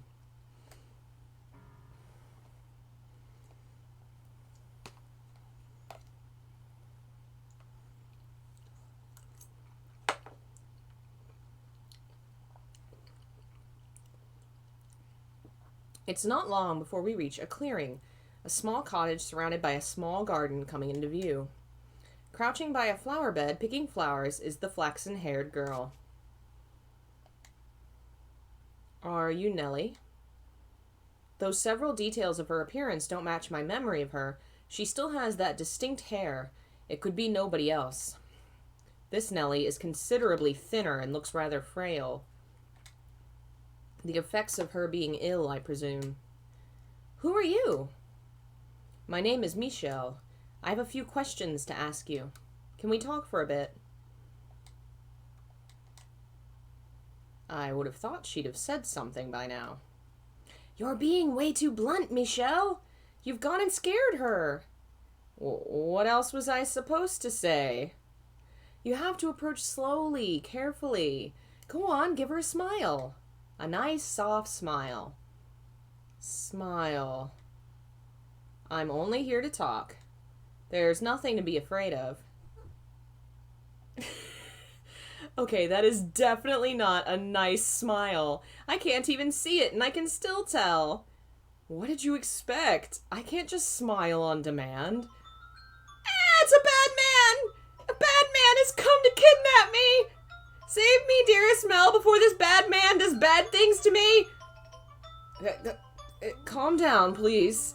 I'm not going to do anything to you. Don't get any closer! I know you're trying to do bad things to me! I'm not going to do bad things to you. I couldn't. Oh, God. I couldn't even if I wanted to. Don't move or I'll call the guards on you. Please, calm down. I mean you no harm, honestly. That's what all bad men say. No, Giselle, don't just watch. This would be a fantastic time for a little advice. Got it. Maybe she'll calm down if you mention Mel. You're a genius. I'm a friend of Mel's. Oh. He was telling me about you and how you wanted someone to talk to. He asked me to come keep you company. Mel asked you to come talk to me? He did. Do you trust me now? So that makes you his friend, then. As much as it pains me to admit it. Michelle, what on earth possessed you to say that? Slip of the tongue. You and him, huh? Is that so? Yes. You're pretty old to be friends with my Mel. Are you really, really, really his friend? Really? Then prove it. How so? If you're really his friend, then you should be able to tell me all about him. Why in God's name would you ever subject me to that? Do you not like Mel, Michelle? That's not it. We're just incompatible. Okay, here we go. First question. What is my Mel like most of all?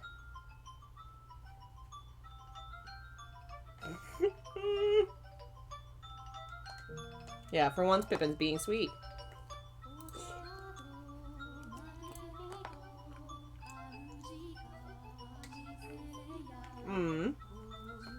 You think so too? You think I'm his favorite thing in the whole wide world? I like to believe that's what he thinks. I think it'd be wonderful if I could always be his number one.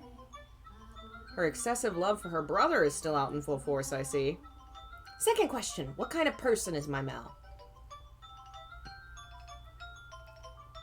He's a nice guy.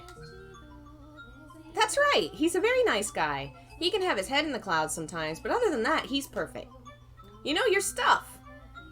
To be honest, I was just saying what you wanted to hear. Michelle! Look at them! Me and my big mouth. Okay, final question. Describe what he looks like for me. I try not to scrutinize other men! I wonder what the options here do. Okay, it looks like it doesn't matter.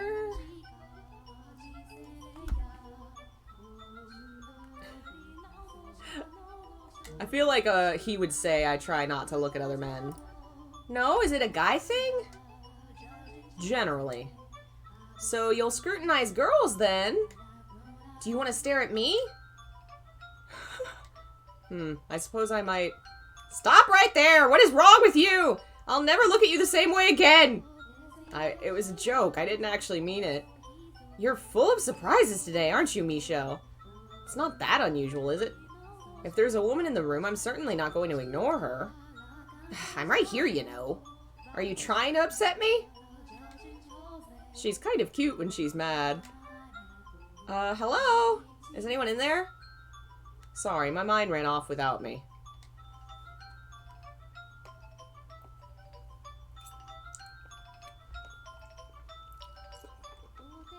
You're weird. Well, that's the last of my questions. You're not a complete stranger, it seems. Sure, why not? You can be my Mel's friend. Why, thank you. This is great. I was sure you were a bad man. Why is it that the first impression everyone has of me is that I'm never someone decent? Any friend of Mel's must be a good person. No, an amazing person. That's quite the faith you have in him. Why wouldn't I? He's my big brother. I don't think she's... So I think, given my impression of the story, I think she's latched on to Mel very hard solely because she has no one else in her life. Because she has no friends, she has no parents, she lives alone, and she's inside the house all day. Because she latches on pretty hard to Michelle, too, in this part. That's some circular logic. Let's see. Is it just you? Is Mel not coming? He's rather busy at the moment. Oh, he always has something to take care of, that Mel. He's hardly given me any attention these past couple months. But that's okay, because today I've got you to keep me company. Yes, you do. I can't stay long, though. Alright, just stay until sundown, then. You had something you wanted to ask me, didn't you? Well, if you're a good enough friend, I'll tell you anything you want to know. See, she's latching on really hard to Michelle, too. She's just lonely. And how do I go about that? Talking. Lots and lots of talking. You have to keep me entertained. You're asking far too much of me. She's not asking much at all. She just wants to talk. Do you think someone who spent 13 years in isolation knows the first thing about holding a pleasant conversation? Hey now, I was there for a year of that. I'll help you come up with topics, so go on. Do you not want to talk to me? No, I do. I'm just not much of a conversationalist. Okay, then instead of talking, you can sing. I've never seen a minstrel before, but I've always wanted to know what kind of songs they sing. Will you show me? I've never seen one myself either, but I have heard secondhand accounts of the songs of traveling jonglers. I probably said that so wrong. Very well then, I'll teach you a song about an old acquaintance of mine heard while traveling. Whee! I can't wait! Here goes.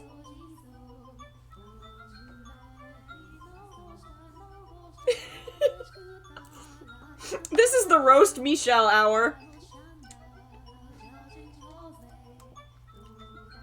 The silence is deafening. I'm shocked. I don't think I've ever heard someone sing so badly. Me neither. I'm flabbergasted. Let's hear you try then. That's enough singing for today. I don't want my ears to fall off. What a vicious little girl. I know, let's bake something. But bake something? Yep, come on inside. I made some nice jam earlier today, and I want to make it into a pretty little pie. You get to help with that. I'm not much of a... Come on, get a move on. You either help or you don't get to be my friend. As you wish. This is not going to end well. This is adorable.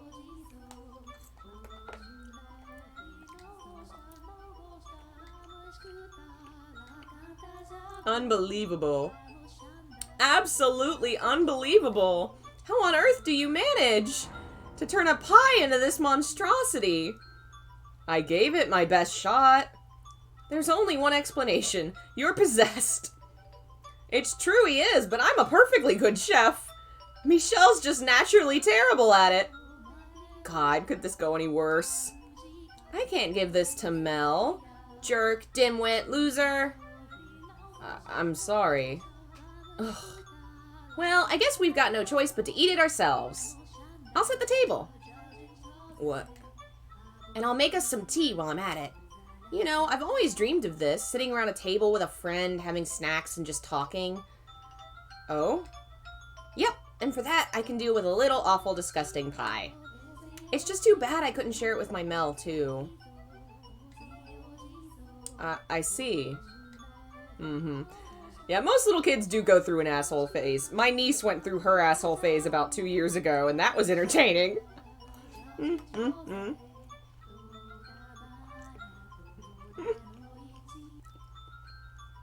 For all her complaining, she seems to be enjoying herself. I can only imagine how lonely she is out here. While she may act all bright and cheerful, beneath it is a real sense of isolation. Bye, Lisa. Thanks for joining us.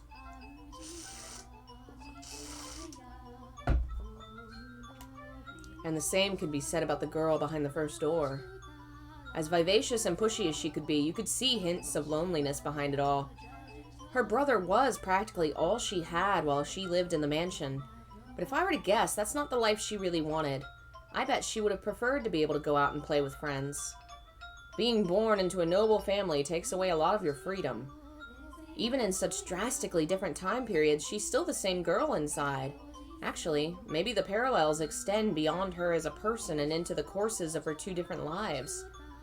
Perhaps that means all those who were reconstructed at Morgana's wish are destined to lead similar lives. Though destined might be putting it too nicely. Nellie. I would be glad to lend you my ear if you would like. You can talk about the weather or your brother, anything you want. You will? Great, take a seat. I've got lots I want to talk about. More than you can possibly imagine.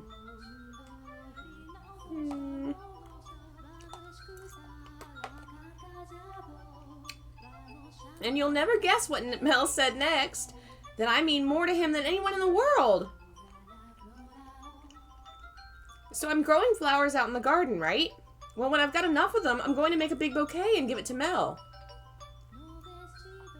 Back at home, we've got this really, really big yard with this huge tree we used to take naps under when it was nice out. So what do you think about the tea I made? The flower petal is what really ties it all together. Oh, and you won't believe what happened after that.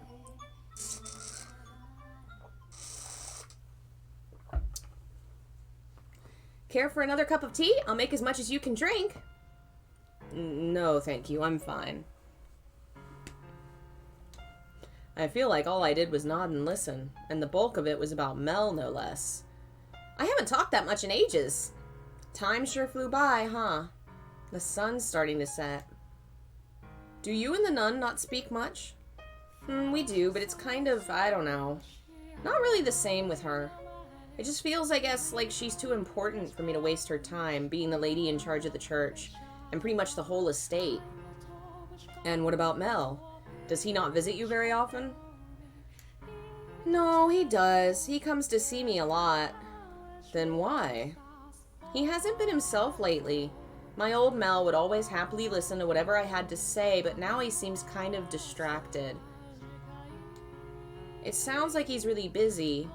When he visits, he doesn't stay for long and he has to go back to the mansion at night. I'll try to get him to stay longer, but it never works.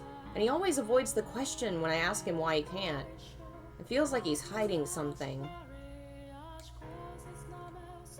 Knowing what he's hiding, I can understand why he wouldn't want to talk about it. He could never tell his precious little sister that he and two older men have a girl locked up in the tower, and that he's stealing her blood for her sake. I wish things could have stayed the way they were before. The way they were before? When it was just the two of us living together. I know we're more stable here, and I can get the medicine I need from the church, but I'd rather stay being sick than be so alone. You said you came here around 6 months ago? Yep, it was just the two of us before that.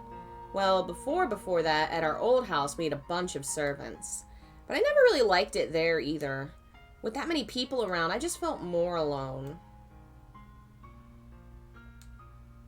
I liked it so much better when it was just me and Mel. Is that really what you want? To be sick and in constant pain? It's better than being alone. Mel just doesn't get it. He doesn't understand that the loneliness is so much worse. Or maybe that's just a guy thing. They don't get what it's like to be ignored. What it feels like to be left in the dark, not knowing anything. We don't understand, no. We think saving their lives matters above all. Huh? Even if there's a cost to saving that life, we're incapable of gauging how great it is. We're unable to see how egotistical, how self-serving our actions are. Are you talking about yourself? The same could be said of Mel as well, I imagine. Mel's still around, though. He's there, but it's like he's trying to avoid me. All I want is for him to be here, to be with me. That's all I really want. He doesn't even have to be a perfect fairy tale prince. Have you ever told him that? What? Have you ever told him that he doesn't have to be the perfect brother? That you'd be happy with just having him there? Have you ever put those feelings into words? I'm always telling him I want him around. And that he doesn't have to be your prince to do so? He's already said he will be my prince, and he always smiles whenever I talk about it. So how am I supposed to turn around and say he doesn't have to be my prince anymore? I know it's not your intention to force an ideal image onto him, but unconsciously, subconsciously, that's what you're doing when you talk like that. And Mel, he's trying to meet those expectations. Actually, he may not be conscious of it himself, and he just believes deep down that that's the kind of person he's supposed to be. Or more accurately, he seems to have a need to make himself look good to others. He believes that if he's good to others, they'll be good to him in return. Am I a burden? I can assure you, he's better off with you around. But I am a burden to him right now, aren't I? Be honest with me. Yes, you are. Does Mel not like me anymore? Is that why he's been avoiding me? I promise you that's not the case. At the very least, he's doing what he's doing now because of how much he cares about you. You promise? I promise. I love him. I love my Mel so very much. Too much, in fact. To be honest, I know I do. I understand that, really. I know I'm making his life difficult. But Mel's all I have. He's the only person I can latch on to. And I can't control my feelings. It can be difficult to tame your emotions at your age. There's nothing wrong with that. However, you should have taken stock of those emotions, sorted through everything you've got on your mind, and sat down with him to talk it out. Even if those things you feel seem wrong or unspeakable. You should have opened up to him, taken the time to figure out what works best for both of you. You too needed to face the things you carried in your heart, the things your brother carried in his. By not doing so, you end up never quite on the same page. Small misunderstandings piling up until it all comes crashing down. If they had just talked it out, communicated their feelings to one another, maybe their tragedy could have been avoided even with Morgana's curse in play. If Nellie had only had a chance to come to grips with her feelings for Mel, then maybe things wouldn't have escalated the way they did. Her actions that night were arguably hysteric, but she wasn't always like that.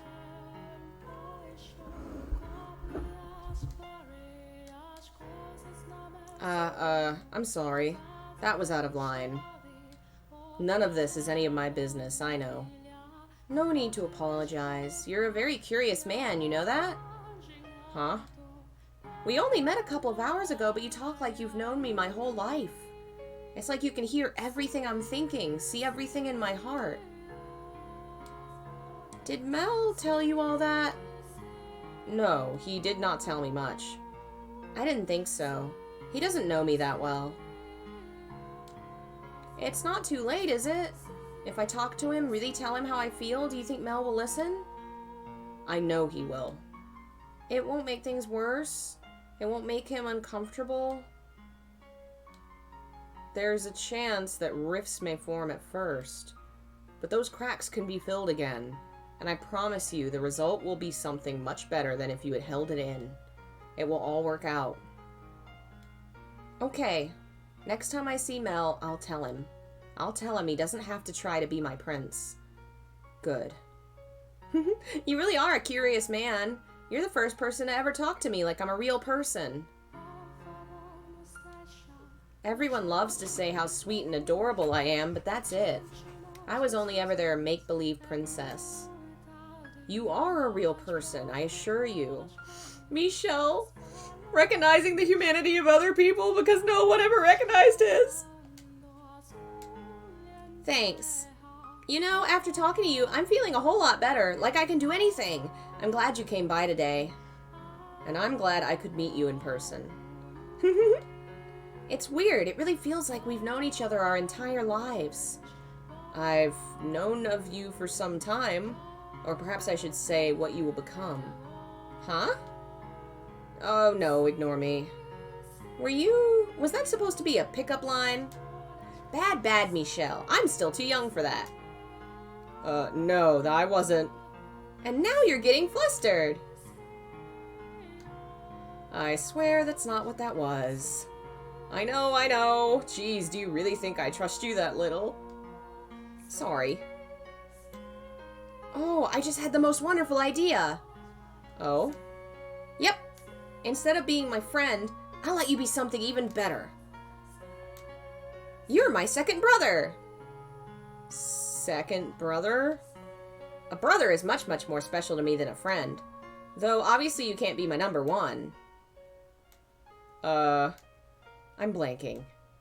She's taken a liking to you. This is good for us. I'm not sure how I feel about her putting so much trust in me so quickly, though. The amount of time it takes isn't important.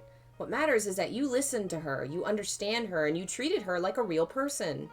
In her eyes, you're someone she can depend on. Do you not want me as your sister? Actually, I was the youngest child, so having a younger sibling would be, Would be what? Come on, spill it out. It would be rather nice. Oh my god. You bet it would. Who wouldn't want an adorable little sister like me? That's a bit narcissistic, wouldn't you say? Well, it's true, isn't it? Go on, tell me I'm adorable, dearest Michelle. What? Well, don't just stare at me. If my Mel were here, he wouldn't bat an eye. Please don't compare me to him. You know, now might be a good time to tell her about Morgana. Part of me feels like I would be taking advantage of her newly earned trust, but it'll certainly be easier to bring up now while she holds me in such high regard. She's much more likely to believe me. You're right. I agree. Now's probably the best chance we'll get. Especially considering how little time we have. I can't shake the feeling I'm rushing things, but at this point, all I can do is go with it and pray it works out. If we had the time, I think we'd all like to hold off. Nellie looks like she's having so much fun. And even you seem to be enjoying yourself. No, I'm just... It's nothing to be ashamed of. I'm having fun watching you myself. Let's do it. Let's tell her about Morgana. We have to do it at some point anyway. Yes, let's. Nellie, do you mind if I ask you a question? What is it, dearest Michelle? Ask me anything you want. Have you heard of something called Saint's Blood? You mean the medicine? Yes, except it's not actually... I know, yeah. It's actually the Saintess's blood, not medicine. But no telling. Pippin's mad at me, so she's making noise. I'm gonna go get her. What do you want, cat? Huh? What? Don't hide from me, cat. Come back here. Do you want out or do you want food? Because there's food in the bowl. Come here.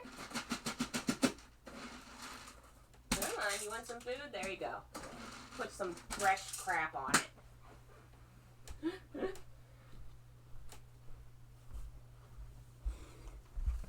What a bad kitty.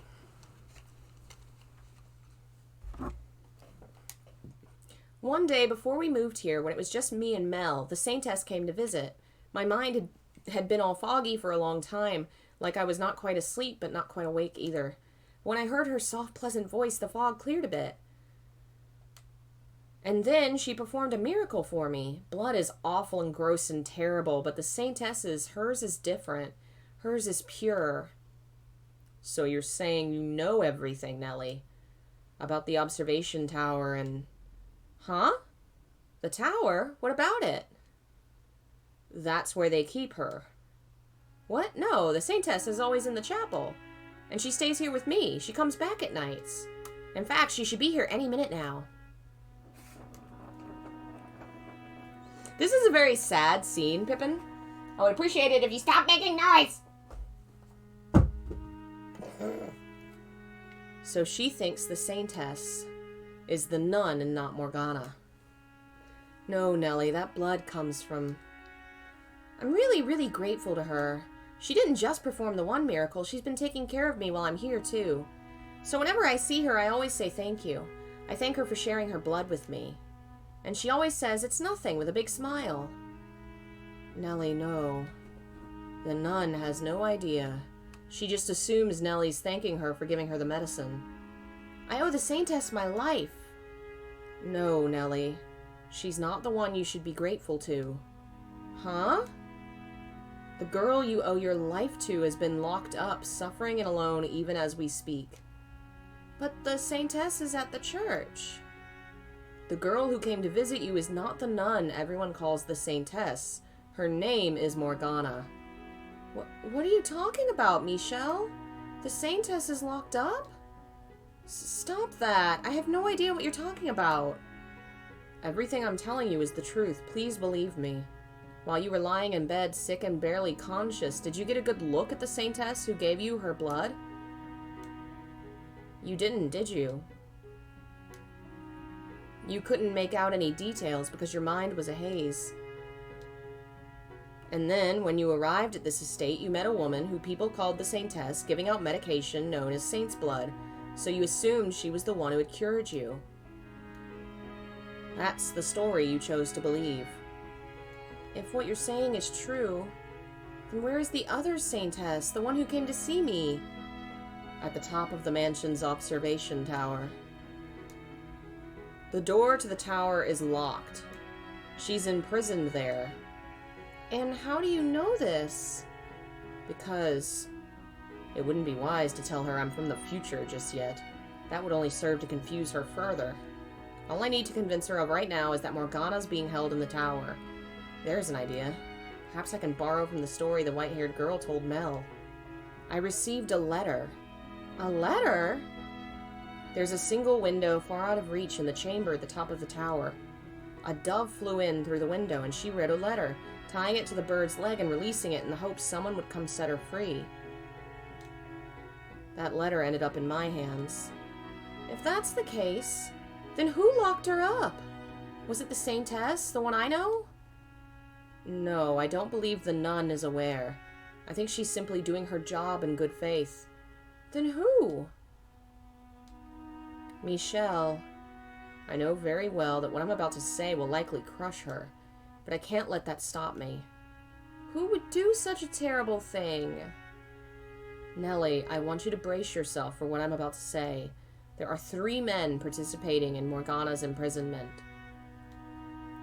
And one of those 3 is your brother Mel. I understand that that's the last thing you wanted to hear, but please believe me, I would not say something so upsetting lightly. I wish to save Morgana, the true saint. And I would like your assistance. Without your help, I can't get her out of that tower. I need you to get through to Mel, otherwise both he and Morgana will remain trapped. That's not true. Nellie. You're lying. You have to be. My Mel would never do something so horrible. You're a terrible liar. It's true, I swear to you. You think I'm going to believe that? My Mel? My Mel's an amazing, wonderful person. He's not cruel and evil. He's good and kind, like a prince. And a prince would never lock someone up. I know you're not blind, Nellie. You can see that all your prince talk has been putting pressure on him. So, you think that's going to change my mind? He has no reason to do any of that. But he does, Nellie. He's certainly not happy about it, no, but he's doing it for you. What do you mean? He needs her blood to keep you healthy. So, to ensure he always had a supply. But no, And despite that, the saint's blood probably doesn't even have healing properties. No one benefits from doing this. Not you, not Mel, and certainly not Morgana. And I don't think anyone can stop him except you. Mel won't listen to me. Did you not just say you would talk things through with him? Just shut up. Stop talking already. I'm done listening to you. Nellie. I'll never believe you. You're not my brother anymore. You're just a horrible, horrible man. Who do you think you are to march in here and try to make my Mel into the bad guy? And after I made you my second brother. What's wrong with you? I trusted you. I ate nasty pie and had tea with you. But you're just a mean, evil man here to turn me against my Mel. I know you don't want to believe me, but I'm telling you the truth, every word. I beg you to open your eyes. Ask him yourself. If you don't believe me, then ask Mel about Morgana. I guarantee you he'll panic. Enough! Enough already! Get out of here! Get out this instant! Nellie. Don't say my name. Just go away. Get out of here. Now! I don't want to see you ever again. I should have chased you off the moment I saw you. Get out now! I pray you can find it in yourself to open your eyes and face the truth. Get out! One last thing before I go, Nellie.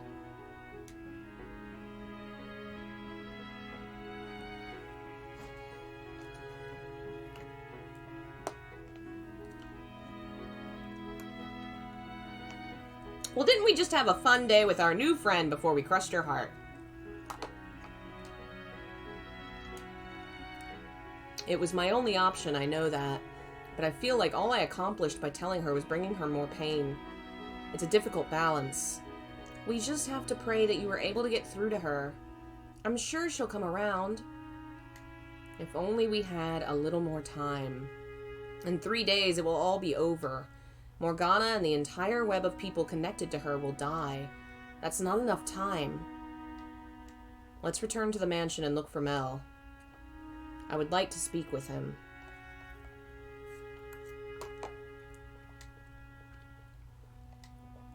If there's a chance we can get even the smallest bit of Nellie's feelings through to him, maybe he'll have a change of heart. Hopefully. It's hardly going to be elegant, but it's what must be done.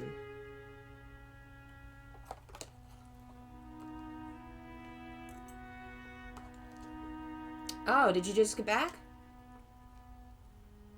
The Saintess was telling me you went to see Nellie. What do you think? Sweet girl, isn't she? That she is. Though she can be a bit of a handful at times. I'm glad you could keep her company for a bit.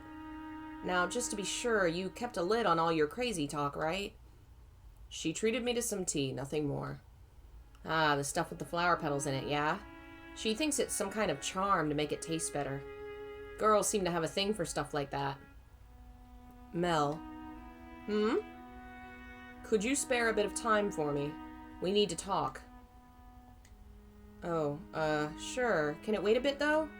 I have to run a little errand after supper. When I'm done with that, I'll meet you in your room. All right.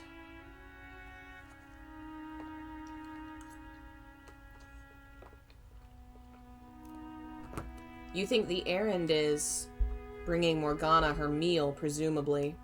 We might be able to catch the three of them opening the door if we trail Mel. It's too big a risk. Mel's already wary enough as it is. I concur. And we don't know how the other two might react either. It's best to play it safe. No one's going to come to our defense if we're caught, not at this point in time. So we'd be better off waiting in our room. Agreed.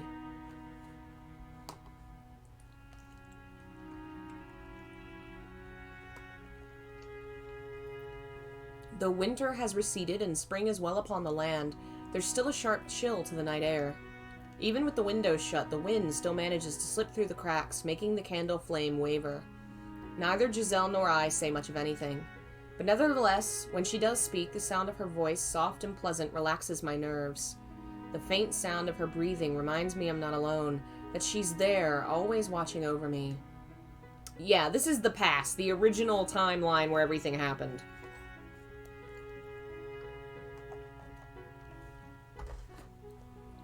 When the candle is about half gone, the door swings open. Sorry it took so long. What did you want to talk about? You didn't bring anyone with you? No, I didn't. Who did you think I would bring? No one. I was just checking. Go away, Pippin. Now I'll get straight to the point. You're afflicted with a great deal of remorse, are you not, Mel? Pardon? I know what you're doing, what you're involved in. I know the girl at the top of the observation tower very well. Her name is Morgana, and you have her imprisoned in the tower. The door requires 3 keys to open, of which you possess 1. You need her for her miracle blood. How? I came here to stop you. How do you know any of that? It's not possible she could have told anyone. Did one of them tell you?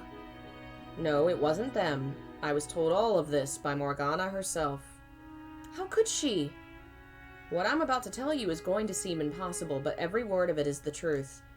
I am not from this time. Many, many years after her death, Morgana's soul told me what happened to her. What? What are you even talking about?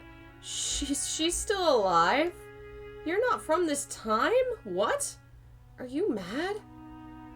Can you come up with any other explanation for how I would know everything I know? There's a single window in the room at the top of the tower, a small, insignificant thing that sits high upon the wall, and entirely useless for communicating with the outside world. In 3 days' time, during the Harvest Festival, Morgana will die. And I must prevent that from happening. Prevent it? To do that, I need your key. Will you give it to me? There you go, talking nonsense again. You know, I warned you not to kick up any dust for your own sake. But I guess that didn't get through, huh? I don't care who you are or where you came from. All that matters is that you intend to stand in our way. What, did you think I was just a helpless little boy? That you could take my key without any trouble? Well, you'd be right about that. If it was only me, stealing my key and setting her free would be a trivial matter. But it's not only me. And the other two, they won't hesitate to kill you.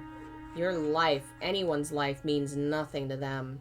You don't know what they're like, how terrifying they can be. They're killers. I'll tell them everything you told me. I'll tell them you know our secret. And don't come crying to me when they come for you. I warned you. Is that what you want? Will you find the comfort you seek by being their devoted little slave and keeping Morgana imprisoned in that tower? What else can I... If you feel at all ashamed about your part in this, if you want to do something to correct it, then you need to take that step. You can't fix this problem on your own, no. But I am here to help. One sec. Stop being bad! I'm not ashamed about anything. Don't lie to yourself. Don't act like you know how I feel. What the hell is your deal anyway? You show up out of nowhere spouting all this "I'll save you and I'm here to help you" rubbish? You need to do this for your sister. See, now that's ridiculous. If I wash my hands of this, I won't have access to the witch's blood anymore. And without that, Nellie can't get better. She'll die without that blood. Her blood has no miraculous healing powers. You only believe it does, making it appear to work. You're mad. Morgana's blood is not curing Nellie. In fact, it may very well be killing her. If you keep giving her that blood, Nellie will also lose her life during the Harvest Festival.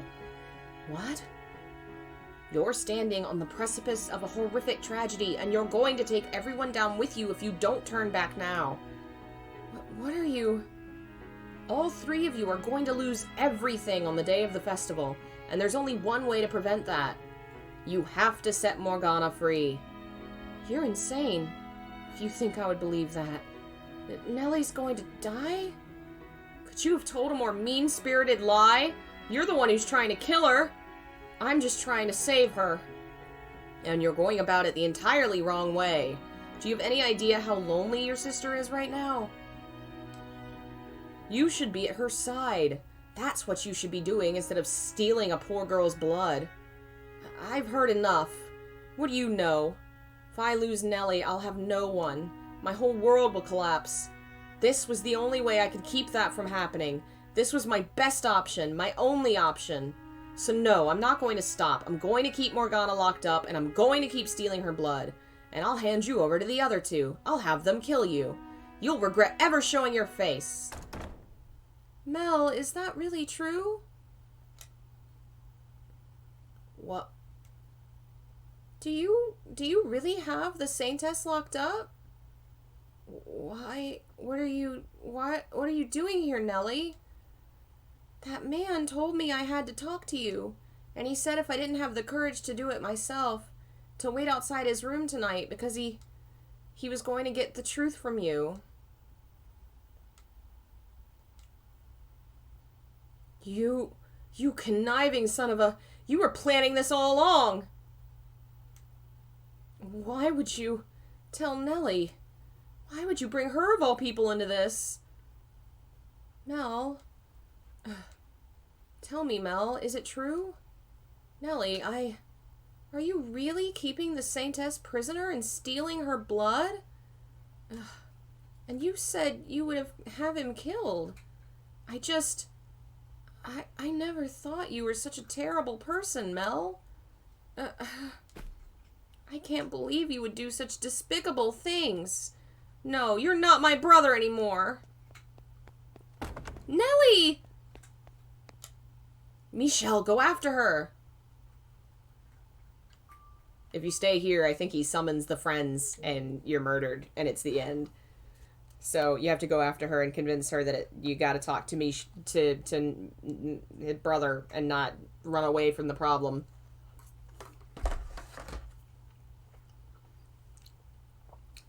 We have to stop her. Bring her back.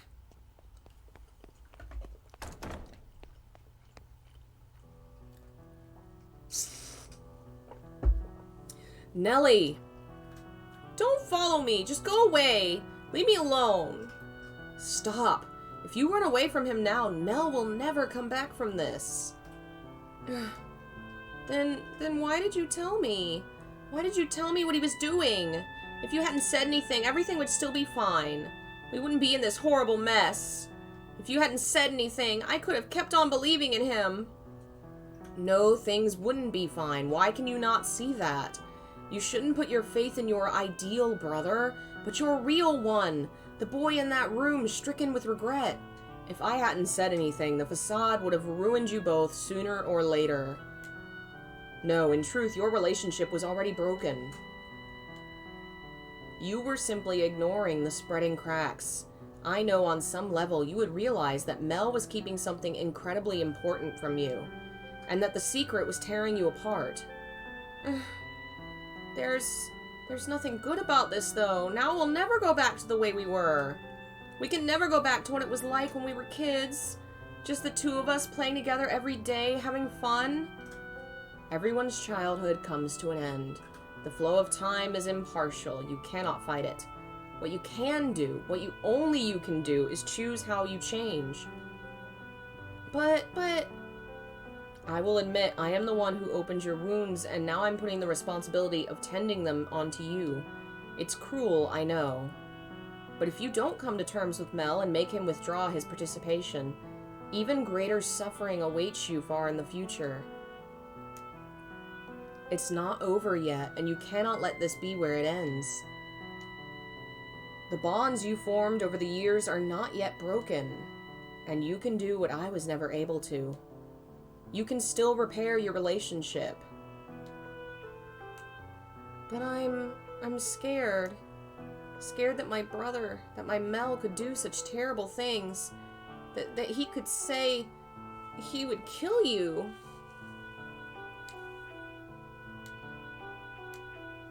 He used to be such a good brother.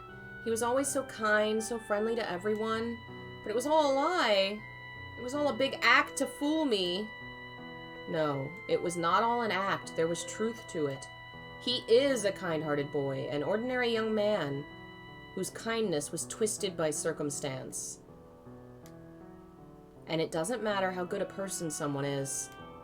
Everyone has the potential to do terrible things when backed into a corner. You think you know everything? I know that much. Nellie, if you want your brother back, you have to act now. Please, you must take action.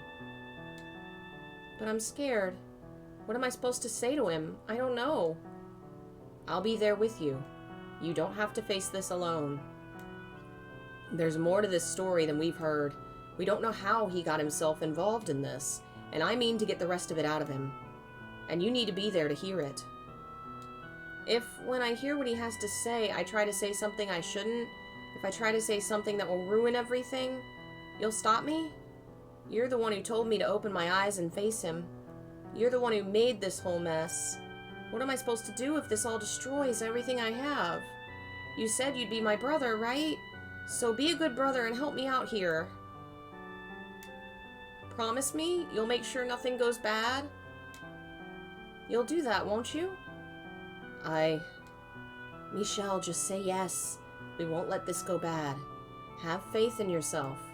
Faith that you put their relationship on track to recovering. Promise her. Give her the courage she wants from you. You have nothing to fear. I'll be there for you. I'll help you both. Okay, I'll do it. I'll go back. Thank you, Giselle. Oh, don't mention it. Now let's go see what he has to say for himself. Let's draw back that curtain. Yes, let's.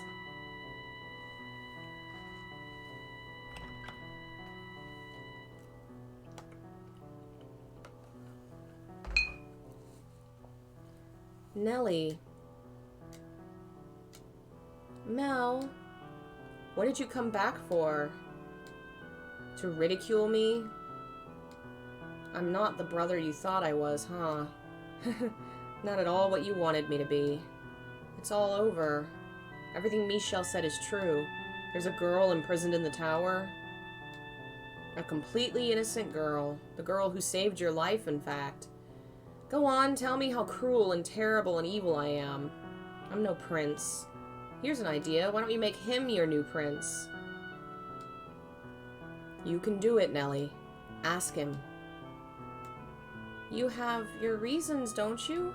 You have some reason for being a part of this, right? A reason? Yeah, I have a reason, all right. I wanted to save your life. I needed her blood to cure you, so I had her locked up. Tell me the truth. I don't remember much about when the Saintess came to visit, but I do remember a little. I remember her saying she would gladly give whatever she could to the sick and needy, which means you had no need to lock her up. It would seem the tale Morgana showed me was true. She really was a saint. Yes, she was. Tell me the truth, Mel. Tell me everything. There's nothing to tell. There is, I know it. There's more to a story than just the facts. The things you thought, the things you felt, are all pieces that combine to make the whole story. Isn't that right, Michelle? You're exactly right. If you hadn't said anything, we could have gone on with our lives as normal. No, Mel, we couldn't have. I thought so too at first, but it's not true. Our normal lives ended long ago. Tell me the truth, Mel. No matter what it is, I can handle it. No, Nellie, you can't. A girl like you who dreams of becoming a princess couldn't possibly bear to see how hideous her brother has become. How can I know if you don't say anything, though? That's how it's always been with us. You were nice to me, and that was all I needed. I never looked beyond the surface. I made you into my ideal brother, and I latched onto that image of you. You're a kind person, Mel. You really are. So kind you played along with my fantasy that you were a prince. But you don't have to act for me anymore. I want to know the real you. I'm all done being a princess. I'm just your little sister now, nothing more. Your one and only little sister, Mel. You need to do this, Mel. You need to tell your story. Until you do, we have no way of understanding what you've been through, what you're going through. No way. If I tell you, you'll lose any hope you had left in me. As Nellie has, you need to release yourself from your own idealized fantasy, Mel. You have someone right here who will accept you for who you are. I know good and well just how hard it can be to have someone dear to you see a side of you that you didn't want to show them. I think you want to get it off your chest, though. And I think you want forgiveness. Fantasies are not everlasting. They all crumble eventually. Show us the real Mel. Tell us your story without embellishments or omissions. Mel. Oh, okay. I'll tell you, not like I have any other options. Nellie, if at any point you can't bear to hear anymore, so be it. You're free to leave whenever you like. I won't go anywhere. I can almost guarantee you. I pray that ends up being true. Alright, here goes. The whole story from start to finish of how I ended up in this mess.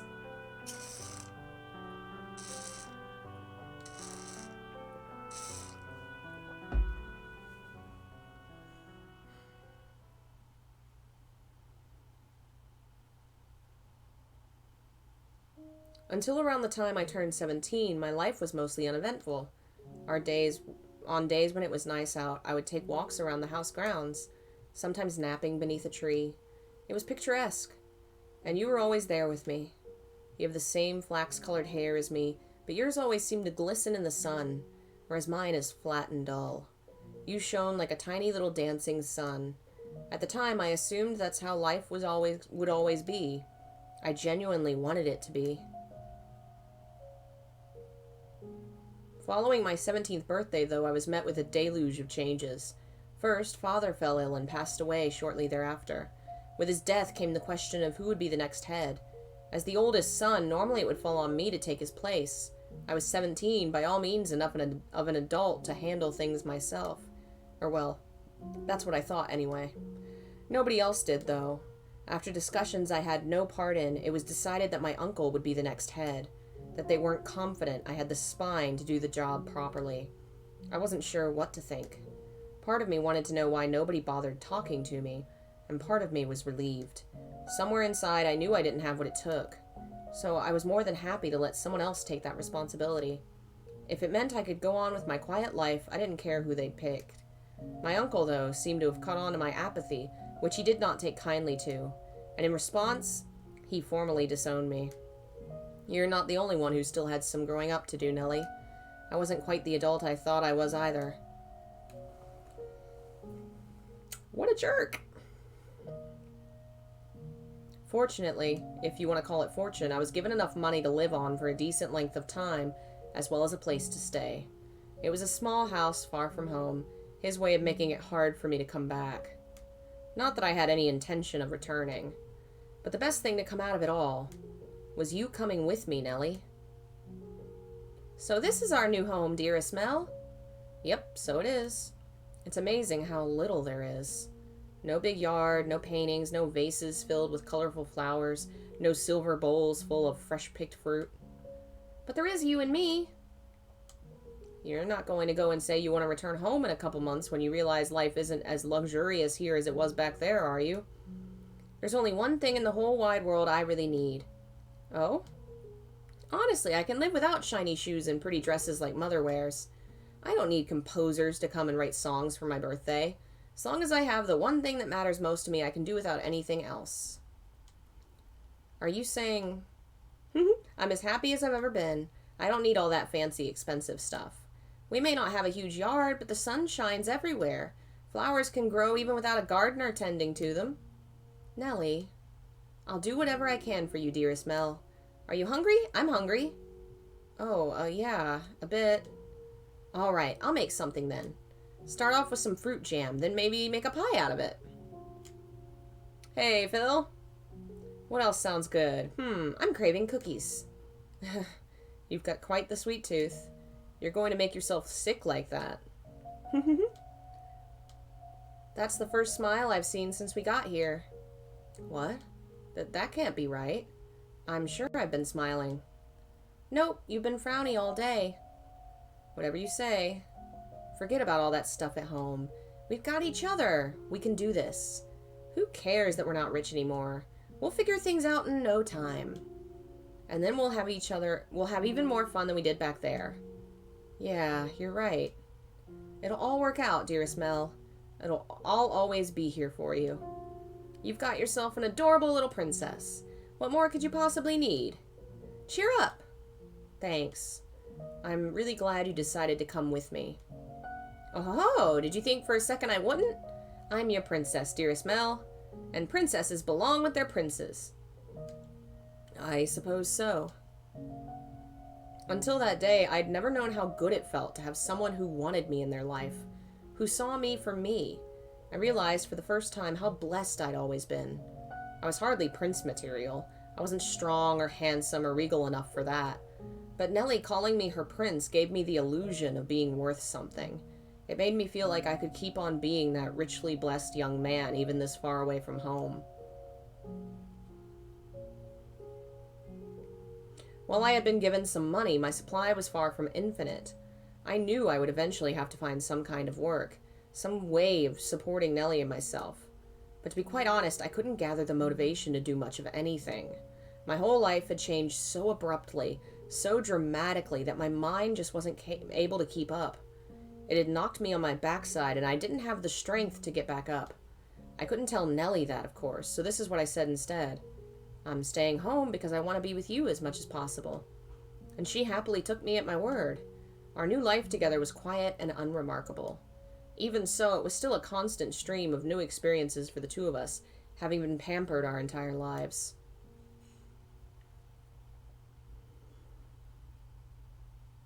Welcome home, dearest Mel. What did you buy today? I got a chicken. Wow, I've never seen one so up close before. Are we going to keep it as a pet? I was planning on using it for supper. What? You're gonna cook it? That's the idea. You like chicken though, don't you? Steamed especially, if I remember right. Yeah, but it's all covered in feathers and flapping about. How are we supposed to cook it? If I remember, the guy said you have to pluck its feathers, cut off its head, and drain all the blood. Ew, no way, absolutely not. Not in a million years. You do it, Mel. What? I've never done this before. Well, I'm not, so you do it.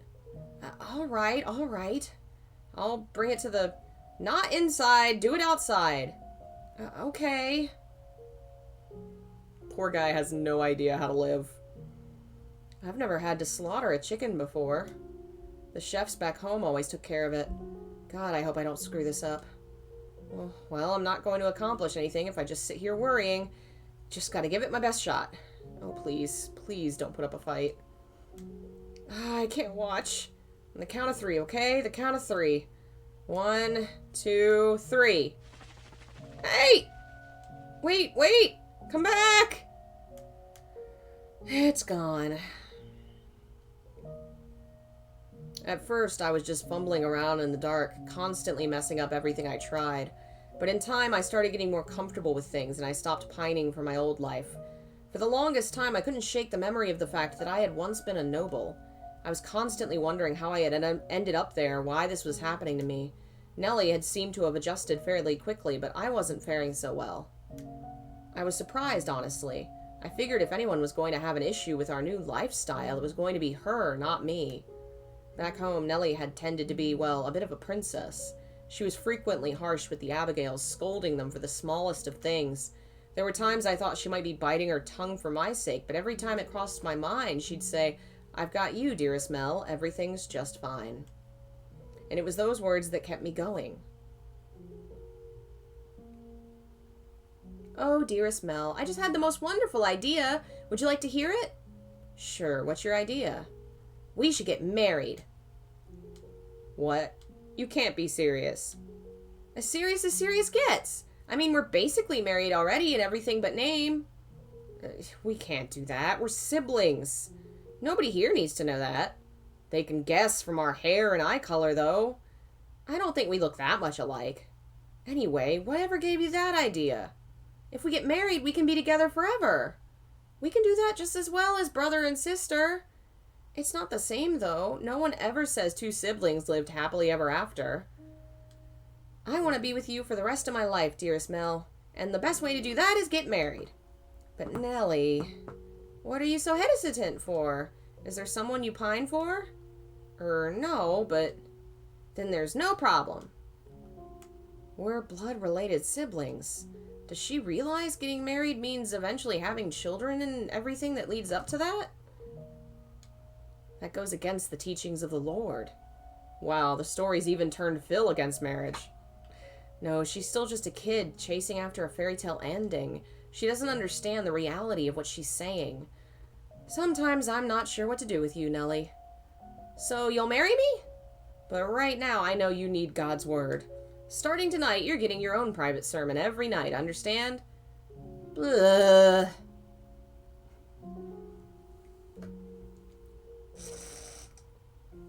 Here it's clearly less of a like in the future story, Morgana's curse has really perverted it where Nellie does have those feelings. I feel like here it plays off a lot more of she doesn't understand and she just doesn't want to leave her brother, and she's like, oh, well, married couples stay together forever, so obviously that's what we should do. My instruction was as much for my own sake as it was for Nellie's. I'm not going to lie, the thought did cross my mind that her proposition might not be so bad. Nobles did that in the Middle Ages. For one, I couldn't imagine spending the rest of my life with anyone else, and it had been her smile that kept me going when things got difficult. But I knew that it was a sin, and I didn't think I'd be able to live with myself if I crossed that line. So night after night I taught her, reminded her we were brother and sister, and that we didn't have to be anything more for her to be the most important person in the world to me. And after about a third month away from home, that life began crumbling. Nellie woke up one day with a high fever that refused to break. At first, I thought it was just a cold that she'd be over soon enough. But as much as I tried to convince myself, oh, she'll be better tomorrow, she just kept getting worse, until eventually she couldn't even get out of bed. She had visibly lost weight, and I had never heard her voice so weak and lethargic before. Is there anything you'd like me to get you, Nellie? All I want is you to be here with me, dearest Mel. You really should eat something. I'll make something you like. How about a nice, expensive chicken? The last one got away, but I won't let that happen this time. I'm not really in the mood for anything too heavy. Oh, okay. Don't you worry, Mel. I'll... Ah! Oh, my Lord! Cat! Oh, how could you? See if I can get the camera to show this. Where is it? There it is. She managed to... I have a book that was set here on my collection. She managed to knock over the book, and by doing so, knock over half the shelf. Everything's in disarray. You little brat! Why did you do that? Caught you, Pippin. Oh, you brat. Oh, you bad kitty. Why'd you do that? This is why Mommy's been searching for a glass cabinet to put everything in, because you keep trying to destroy it. You're very bad. Look at her angry face. She's so mad at me. Well, I'm mad at you. Why you always gotta attack my stuff? Huh? You bent the book cover. You bent it. Mean kitty. Mean kitty. There, let me move this down. Yeah, I've been looking into getting a glass cabinet because she loves jumping. Whenever she wants my attention and she knows I'm ignoring her, first thing she does is attack that shelf. Don't you worry, Mel. I'll be better before you know it. Yeah, you will. You'll be just fine. Everything's gonna be back to normal soon. Watching Nellie grow weaker every day scared the hell out of me. I desperately did not want to lose her. If I lost her, then who would be left that wanted me? Who would tell me I was worth something? Who would say nice things about me? You know what's sad is probably she only got sick just because they ended up poor. And, you know, he can't even behead a chicken. So I doubt they're eating well. I bet you if he had just started taking care of the place rather than going to a witch for help. Who would be there with me every day? Just when I had started to feel optimistic about this new life, started to feel comfortable in it, it was looking like it might fall apart again. I searched everywhere for some medicine that could cure her. Healthy foods, fruits and vegetables with supposed medicinal properties, anything I could get my hands on. I prayed. And Nellie, you were overjoyed. You were thrilled I would go to such lengths for you. But the reality is, I was really doing it for myself.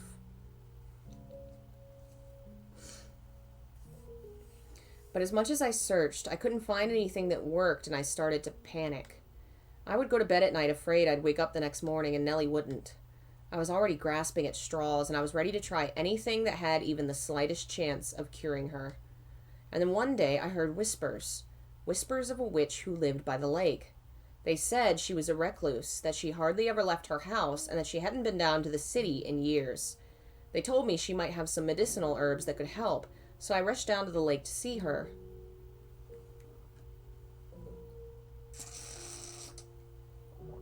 Sitting by the shore was a small cottage, even less luxurious than where Nellie and I were living at the time. Seeing the thin trails of smoke rising from the chimney, I was convinced the rumors were true. A witch lived in that house. I wasn't sure what to expect. Being a recluse, I figured she wasn't going to be very sociable, at least. To tell you the truth, I was kind of scared to knock on her door. But I had exhausted all my other options, so I clenched my teeth and gave the door 2 firm raps.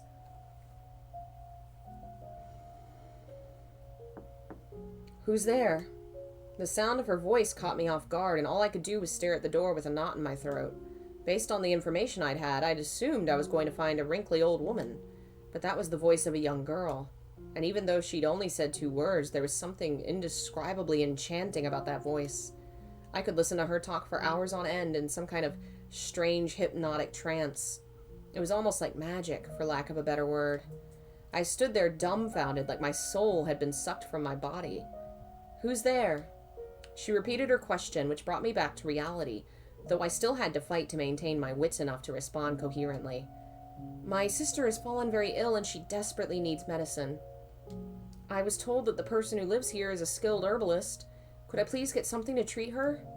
"What are her symptoms?" She's got an extremely high fever that won't come down. She has no appetite, she's only drinking water, and she can't get out of bed. We're going to want to lower her fever first. After that, get her on a nutritious diet. I'm going to give you 2 medications. Give her the first while her fever's high, and the second after it's come down." Thank you very much." Her voice wasn't bright and energetic like Nellie's.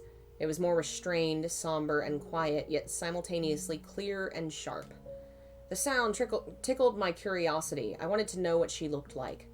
I wanted to know what kind of girl stood on the other side of the door. With a voice that pretty, she must be equally lovely, I thought, and I had to see it for myself. And my wish didn't fall on deaf ears. When she opened the door to hand me the herbal medicine and take my money, her head peeked out between the cracks ever so slightly. "I said I would tell you everything, exactly as it happened, so I'm going to be perfectly honest with you. It was unsettling. It was nothing like I had imagined from her voice. Her skin had, I guess, fallen off or something, because you could see the raw red flesh beneath. To say it was hard to look at would be an understatement. Most of her face was covered by a black hood, so all I could see was her mouth and chin, but even that much was harrowing. But the last thing I wanted to do was look away. For all I knew, that was why she'd become a recluse, and I couldn't let myself hurt her, so I suppressed my own disgust and put on my best smile. People often tell me I have a very pleasant, amiable smile, so I figured I could use that to prevent her from picking up on what was actually going through my mind. And when she saw my face, a look of surprise seemed to cross hers. The witch's herbs did indeed seem to help some. Going to visit her was better than talking to any of the local doctors. Nonetheless, Nellie hadn't been cured. She was only feeling a little bit better. So I kept paying the witch visits, kept purchasing more herbs from her.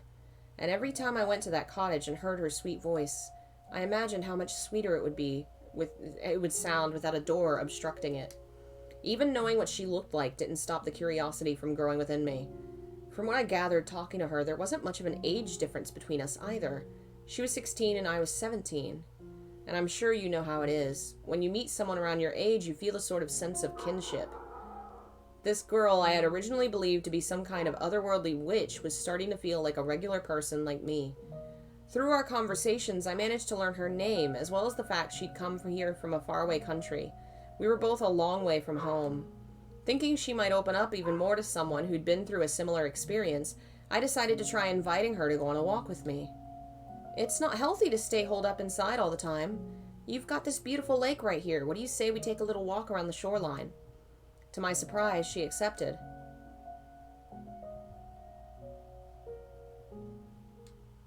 "Great weather, isn't it? I love the way the sun reflects off the surface of the lake. It's gorgeous."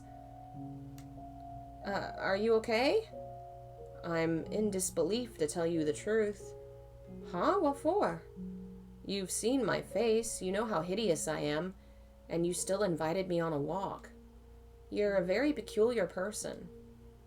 Is it really that strange? I mean, we're almost the same age, so I figured we might make pretty good friends. You want to make friends with me? Well, sure, we've been through a lot of the same things, so we can understand each other better than most. Understand each other? Yeah, we're both young, but we've been through some rough times. I'm going to be blunt with you. You have not been through anything like I have.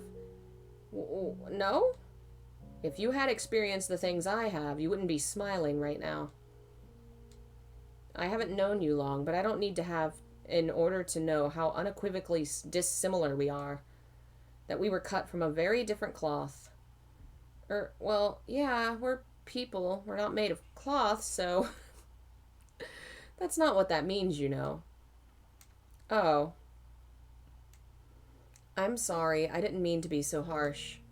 In fact, I would say you're much better off not being in my position. It sounds like you've been through a lot. If you don't mind me asking, what happened to you? I'd be happy to lend an ear. It might make you feel better to get it off your chest. And that is what's so different about us. Huh? I will not tell you about myself, no. That said, I do appreciate the concern. Thank you. Oh, sure, you're welcome. She's not very open with people, huh? Though I guess that's only to be expected. She hasn't spent much time around other people looking the way she does. I wonder if there's anything I can do for her. At least get her to show a little bit of emotion. Say, if it's not too much to ask, you think we could maybe do this again sometime? Don't expect me to lower my prices. I'm not trying to squeeze a better deal out of you. I just want to get to know you better. Nothing more to it. No ulterior motives, promise. Did you forget I've already said I won't be telling you about myself? Alright then, it doesn't have to be about you. We can talk about anything, whatever you want. Do you have a favorite food? Any hobbies? Nothing in particular. Well, that was a fruitful conversation. Okay, crap. I have no interests or tastes worth mentioning, so if you want to talk, I suppose that leaves you to be the subject. Me? Tell me about yourself. My life's not all that exciting. Anything I had to tell you would probably just bore you. I'm not looking for excitement. Oh, okay. Well, alright then. I guess I can tell you about myself. And so I did. I told her about my family situation, and I told her about Nellie, and that was pretty much all I had to talk about. For the most part, she hardly even reacted to anything I said, so it was difficult to tell if she was listening or not. But she would urge me to continue whenever I'd go quiet for more than a few moments, so I suppose she was listening. Every time I came to purchase more medicine, we would go on a walk around the lake together. A single loop around the shoreline didn't give us much time to talk, but my attempts to reduce our walking pace or stop to extend our time together were flatly ignored. And she refused to go around more than once, claiming it would disturb her daily rhythm. That said, she never refused an invitation either, so I don't think she particularly disliked me. Yeah, anyway. Ooh, a robin. What does a robin have to do with your sister? Nothing, I just saw one over there. If you listen, you can hear it singing. They migrate somewhere warmer when it gets cold. They just fly off to someplace more comfortable. If I had wings like a bird, maybe I could be free too. There is not a single creature living in this world that is free. What? Birds regularly get shot down by hunters or preyed on by larger birds. The idea that they are free is nothing more than man's short-sighted delusion. Sorry, I guess. No, I should be apologizing. I wasn't trying to attack you. I simply lack the ability to properly empathize with others. I do not understand people. So please, if I say anything that upsets you or makes you uncomfortable, don't assume that was my intention. Sure.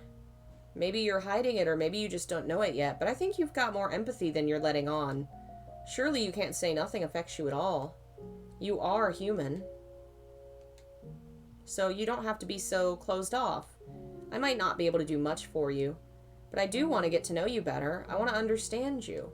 So if you ever feel like talking about yourself, just know that you've got an eager pair of ears here. Okay? If there were ever someone who could understand me, who could empathize with me, they would not be human. What do you mean? That you would need to be far removed from any idea of humanity to have a chance at understanding me. Regardless, I do appreciate your kind words. Sure.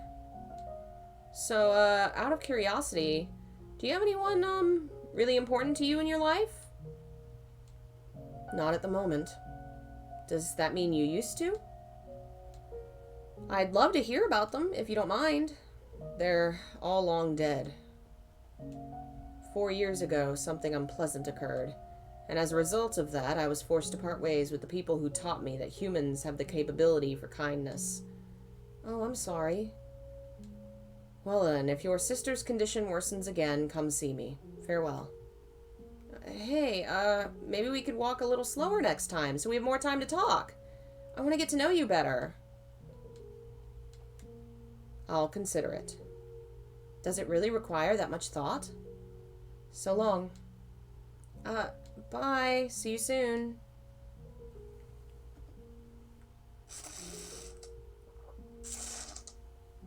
Yeah, these backstories reveal a lot about Morgana, too, as well as these other boys. That poor girl. Clearly, she is so removed from the idea of her own humanity. Things continued on like that for a while. Nellie bounced back and forth between getting better and getting worse. Emotionally, I followed not far behind, getting very little in the way of peace of mind. Having to spend so much time worrying over and looking after Nellie was starting to wear me out, even though I knew good and well she had it much worse than me. I wanted to be done with it all. I wanted to be free. I wanted her to get better as soon as possible, so I could stop agonizing over her. So at some point, I started wishing for a miracle. I didn't care if it came from God, an angel, or something less holy. I just wanted someone to cure Nellie and take this weight off my shoulders. And during one of our walks, I let that slip. I'll take anything at this point to make her better. I'll even take a miracle if I can get one. I assumed she would, as she had a tendency to, say that people who believed in miracles were delusional. She was, in my mind, very much a realist, which is why her response surprised me so much. Do you sincerely wish for a miracle? What? Do you truly want a miracle, no matter what form it may take? Well, yeah. I've tried everything else. God is all I can ask for help anymore. I know what you're going to say. There's no such thing as miracles. If there were, Nellie would already be better. I've prayed every single night for her recovery. It's all just a delusion, I know. Miracles do exist. What? If you have faith and you have sincerely wished for her to be healed, you will be granted your miracle. What are you talking about, Morgana? You've said many times that you wish to know more about me. Yeah, I have. Well, I'll grant you that wish. As you listen to my story, you will come to understand why I said you will never be able to empathize with me. And as you do, hope will sprout up within you. Here in my lakeside cottage, I am known as a witch, but I did not used to be called such. No, I am the daughter of God. Most people would dismiss such a claim as madness, and I almost did exactly that. But there was something strangely enchanting about her voice, and I found myself slowly drawn into her tale, listening intently to her every word. The more I heard, the harder it was to believe she was lying, and before long I was convinced she was the daughter of God, a saint whose blood had miraculous powers. Her first cry ended a lengthy drought in the village where she was born, and her blood cured the sick. She rolled up one sleeve to show me her arm. Practically every inch of skin, from her shoulder to the tips of her fingers, was scarred from where she'd been cut. According to her, the scarring had once been far worse, but had been improved with the application of ointment. Every single one of those scars, she said, marked a person who had sought her blood. And I believed every word. There was something about her that set her apart from the rest of us normal people, like she was some higher being. They were not self-inflicted wounds, not the mark of someone who had tried to take her own life, but symbols of the great sacrifices she had made. She offered to give Nellie her blood, and without a moment's hesitation, I accepted.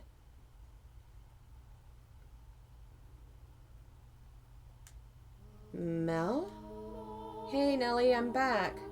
And I brought someone with me. A saint. A saint? Yep, she's here because medicine hasn't been working for you. She can perform miracles, so she's going to cure you. Miracles? That's right, her blood has miraculous healing powers. Blood? Fear not, my beloved sister. Hear my words and do as I say. You must have faith for the miracle to be performed correctly. I give you my blessing that it may bestow unto you salvation. I give you my love and I give you relief. Hear my words. I hear them.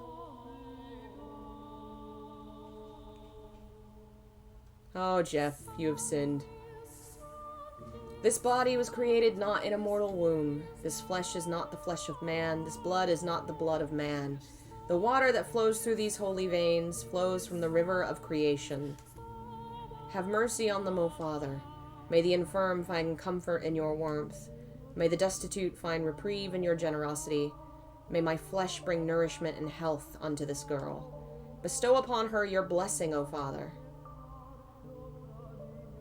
Morgana held a pale hand above Nellie's mouth and without hesitation sliced her own wrist.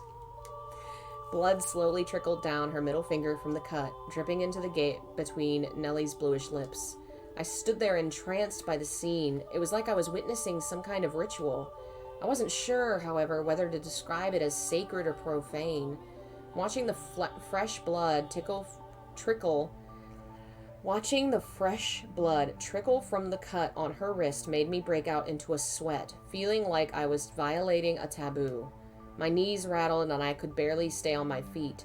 Needles pricked my hands, thoughts slipped through my fingers before they could fully form. Had I crossed a line that wasn't meant to be crossed? Had I stepped into territory man was never supposed to enter? In time, I stopped processing Morgana's prayers as words. It became nothing but a rhythmical sequence of sounds bouncing around in my head. My line of sight grew gradually narrower. What? Are you all right?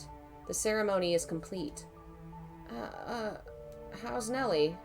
She is asleep right now, but she should awaken soon. Oh, good.